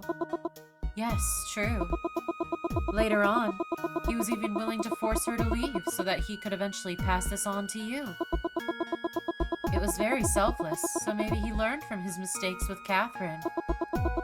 You may ask to find your mother now. I will guarantee she does not wish for a reunion.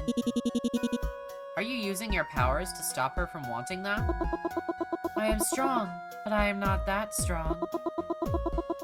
What she saw traumatized her. I tried to soothe, but there was no use. I apologize for the hurt I have caused you. But your family has done so much worse to me. I understand. If your father had not let your mother know of my existence, maybe our lives would be different. Yeah, okay, Roy can't do it, so it falls to me.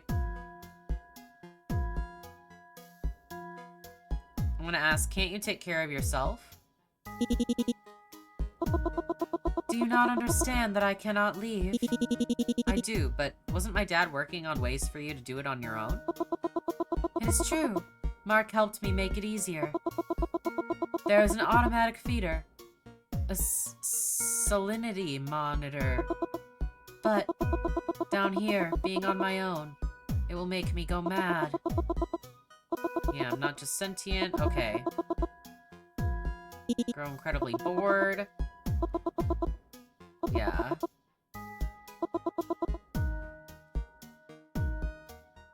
Okay. You try not to think about the negative things Roger said about her. You push it aside and try to express empathy. You're not sure how good of a job you're doing. I have told you what was done to me. I have shown you some of what I can do. I need you to decide now, please. You think about Roger's voice, the pain and anguish in it. You wonder if she did the same to Charles, and would have done the same to your father if he had lived. Maybe it was a blessing for him to have died as he did. But for you, now you have to make a choice. You think about the suffering that this creature must be facing. Hungry, alone, and trapped. But you also know that your family's choices don't have to haunt you forever. You could sell the house. Whoever bought it could help her, feed her, do the things she needs. Do you want her to die? Doesn't seem fair for her to die, but it's not fair for you to also be trapped. You could stay and continue your dad's work, automate her needs, give her the ability to access the world through the internet or some other way. Okay, yeah, that's the same. Maybe she doesn't deserve to live. What's the point in keeping her in this halfway living state? You look at the glass. It's thick, but very old. From your vantage point, you see a small notch in the inside of the glass. Hitting it with the snow globe might break it. Once you accept all of this, you feel clear in your decision. Saving. Throw the snow globe. If you throw this, it will shatter the glass. You know in your heart that this will kill her. But keeping alive something that could do to you what she did to Roger. Could she grow to hate you? Are you next? And even if she doesn't hurt you, does she deserve this life sentence? This wouldn't be a mercy killing. It would set her free. You need to choose. End her suffering? Throw it.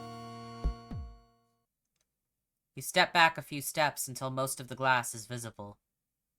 With confidence, you swing back the arm that's holding the snow globe. You aim directly for the crack in the inside of the glass. When it hits with a heavy thunk, the snow globe instantly breaks. There's a spider web of fractures in the spot where you hit, radiating out. It holds. No water leaks. Your knees grow weak.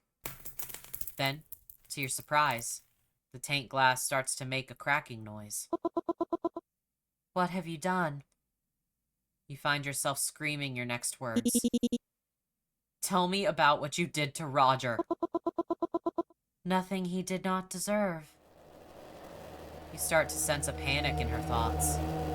They flood over you and you have to close your eyes. You attempt to not pass out as she bombards you with feelings. Fear, hate, compassion. The sound of water trickling starts. You try to pry your eyes open, but it feels impossible. It doesn't take long before your feet are wet. Her scream shakes the whole room. When you open your eyes, the water is everywhere. Can you move your feet? It feels impossible. She's holding you in place, with what feels like the last of her strength. This power, even in her weakened state. You realize that while she couldn't drown you with her hands, she could make you walk directly into the deep. You fall to your knees. Your hands touch the water and you fall forward until you're flat on your stomach. That's only a few inches of water at this point. You worry you won't be able to get air if you don't get up quickly. She's roaring in your head, scrambling your thoughts. You want to know what I did to Roger? There is not much time left for either of us, child. But I will let you experience it, as you wish. Oh shit. Dad's sitting at the table with you. This time after dinner is sometimes the only time you see him. It's just how he is. He's really busy. Grandma left right after dinner, and you miss her already. Having her here means toys and games instead of you having to sit around and watch TV. You wish you were better at playing by yourself, but it's embarrassing to make up stories or dress dolls when you're alone. When she goes for the night, it's just you and Dad. At least Dad said that sometime soon he'll get you a dog. All of your neighbors have them, and you know you'll be responsible enough. Dad gets grumpy when you mention having something to take care of. You run your hand along the edge of the table. It's such nice wood. You lean back and swing your socked feet. You're still too short to touch the ground in your chair. You look up at him, and he's looking right at you. What's up, Dad? Did I do something wrong? His face shows a touch of empathy, something rare with him. I have something to tell you. You know how I've been going to that book club, right? Yeah. The woman I met there. Did I tell you her name yet? Samantha? It's Sandra. He looks away. What's wrong? Nothing. It's good. She's going to be moving in here. She'll be able to take care of you. Fear. Loss. What about Grandma? Don't worry. She'll still come over for a while before Sandra moves in and takes over. Okay. Don't want to make him sad. Scared of Dad losing something special to him. It'll be fun. You even get to be the ring bearer. Feeling of tears welling up. Wetness as they roll down your cheeks. Okay. Breath catches in your throat. Your tears fall down and touch your lips, leaving the taste of salt on your tongue. Don't cry. But a sob comes out when you talk. I'm trying not to. And suddenly, the awareness of the adult you pokes in. This is the memory of the hardest day of your life. Something turns inside you. It feels like ice-cold talons reaching directly into your head and swirling your brain around. Under his breath, but as clear as day, you hear him mutter, "I hope the next one isn't like this." You struggle against this memory. It didn't happen. You feel whatever real memories that were there slipping away as they're being overwritten. This is the reality now. Taylor, I don't know why you're like this. You've always been such a burden to me. When your grandpa died, I had to bury my dad, but I also had to pretend to give a fuck about you. Grandma's going to die in the next few months, and that will be your fault too. You try to speak, but your body heaves with slow gasps. When you touch your shirt, you find it soaked. From sweat or tears, you don't know. Actually, I know you've always wanted to know what happened to your mom. You try to stand as the water spills from your eyes. When you put your feet down on the ground, you find the floor is wet. This is your fault. There's almost a full inch of water on the tile. Your socks are soaked. As you stay where you are, sitting at this expensive old table. Taylor, your mom is alive. She's been alive all this time. She just doesn't want anything to do with you.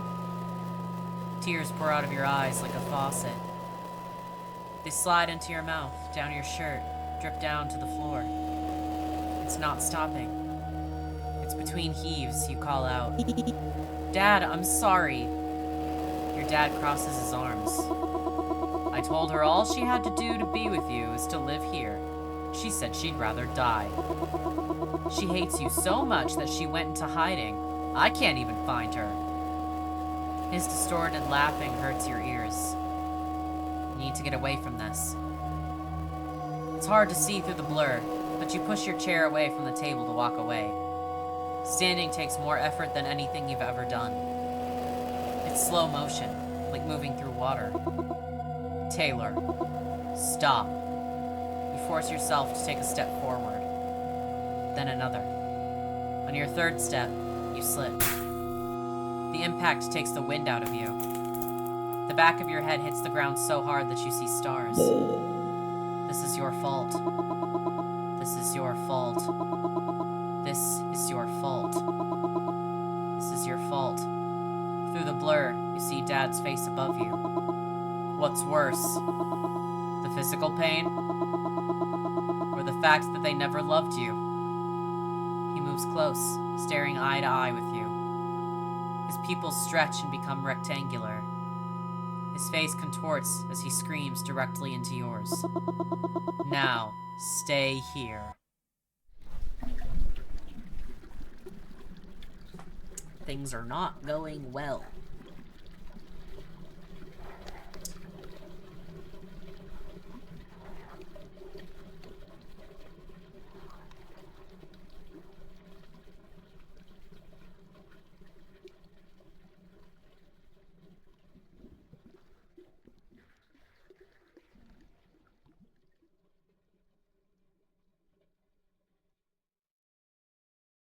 Okay. That's ending 7. Whoa. Forever falling water. Ending stasis. I was not expecting that ending to be quite like that. Ay, ay, ay, man. I guess it's like she dies, but at what cost, you know? Open the lockbox, watch the tape, leave. Yeah. I mean, I think I'm satisfied with the endings I got. Like, I don't need to get the last 3 endings. I think getting 4, is enough. But, yeah, I'm like, I don't know if I really even like any of the endings. I think maybe the best one is honestly just passing it on to someone else and still living your life. Like, I don't think that you should be beholden to the responsibility of something that you never really had anything to do with. That was the responsibility or the mistakes of just people in your bloodline that you never even knew. Like, you shouldn't have to do that. Like, it shouldn't be on you. And I think it's good to have someone, you know, who actually wants the house and will be more amenable to it, do it, instead of Taylor being forced to do it because he simply never really wanted to be there in the first place. And I know the ending, like, where he stays with Cordelia is, like, it seems happy, but it doesn't feel like it to me. It just doesn't. Like, he's just spending day in and day out taking care of this entity that probably shouldn't even be in the human world in the first place. She probably shouldn't be there. I thought ending 7 was gonna be more of, like, kind of like a wrap everything up ending where we know the truth and we do a mercy kill. We destroy everything, we set her free, and she was down with that. So that is not what I thought that ending was gonna be at all. Cause it's like, yeah, she is free, but at what cost? Cause now Taylor is not gonna be mentally sound, or he's dead, you know, he could drown. So yeah, ending 7, definitely not an ideal ending. I think, at least from what I saw, the ideal ending is passing it off to someone. But it's sort of one of those games where the endings are very subjective. Like, I think depending on who you are and, like, what you think, is really gonna depend on what ending you favor. So that's just me, that's just my opinion, that's just what I think. Let me know what you think. Overall, though, this game rules. This was really good. This was better than I thought it was going to be. I think I saw in, like, the Steam page or something like that, it was kind of inspired by, like, Hereditary and a couple other things. I can totally see how it was kind of inspired by Hereditary, for sure. I didn't know the other 2 things that it listed that it was inspired by, so I don't have any frame of reference there, but, yeah, this was great. The writing was great, gameplay was great. I really like where it went. However, I'm not super into, like, Lovecraftian stuff, or like these kind of entity things. It's not always my jam. It's just, like, I don't have anything against it. It's just like, it doesn't always like grasp me, you know? But I did still really like it. It reminds me, the creature reminds me a little bit of like what happens in Momotype, which I've mentioned in so many videos, but if you have not played Momotype, it's a free visual novel that is so ridiculously good. Like, it's mind-blowingly good. And it reminded me a little bit of that in a sense, but this one was a little bit more, grounded, I guess? That's the best way I can phrase it, without giving away too much of Momotype. But this was great. I would highly recommend this, and it's free. Like, this is fantastically made for a free game. The art is fantastic, the writing's great. I love all the stuff that you've got in the bonuses. Like, you have crosswords that you can do on different endings. You can unlock the music once you hit at least one ending. I mean, I think that's really great. And I love that there's, like, little hints for the endings, like little tips. That's super awesome. It's really, like, showing that you value the player because it makes life easier. Like, I didn't have to look up a walkthrough or anything. I could just look at the hints and go from there. But yeah, this video ended up being a lot longer than I thought it was gonna be, but I'm not mad about that. When I find a game that I end up really enjoying, that's like a little hidden gem for me, makes me really, really happy. I love going into a game completely blind and coming out being like, that was awesome! This is one of those. This was really cool. Definitely a really good, free, indie visual novel. Fantastic. So, yeah, it'll be linked down in the description if you want to play it anywhere, wherever it's available. But yeah, I'm gonna have my hands full with editing out myself, so please appreciate my work. No, but seriously, thank you guys so much for watching. I really appreciate it, especially if you made it this far. If you did make it this far and you're not already subscribed, it would mean a lot if you did subscribe. It'd be really, really cool.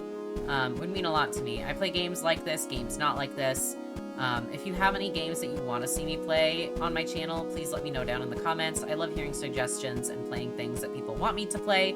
My link tree will be down in the description as well if you want to follow me on anything else. But otherwise, you can go ahead and like the video if you liked it, share it with everybody and everybody if you so choose. And otherwise, I will see you all on the next one. Bye-bye.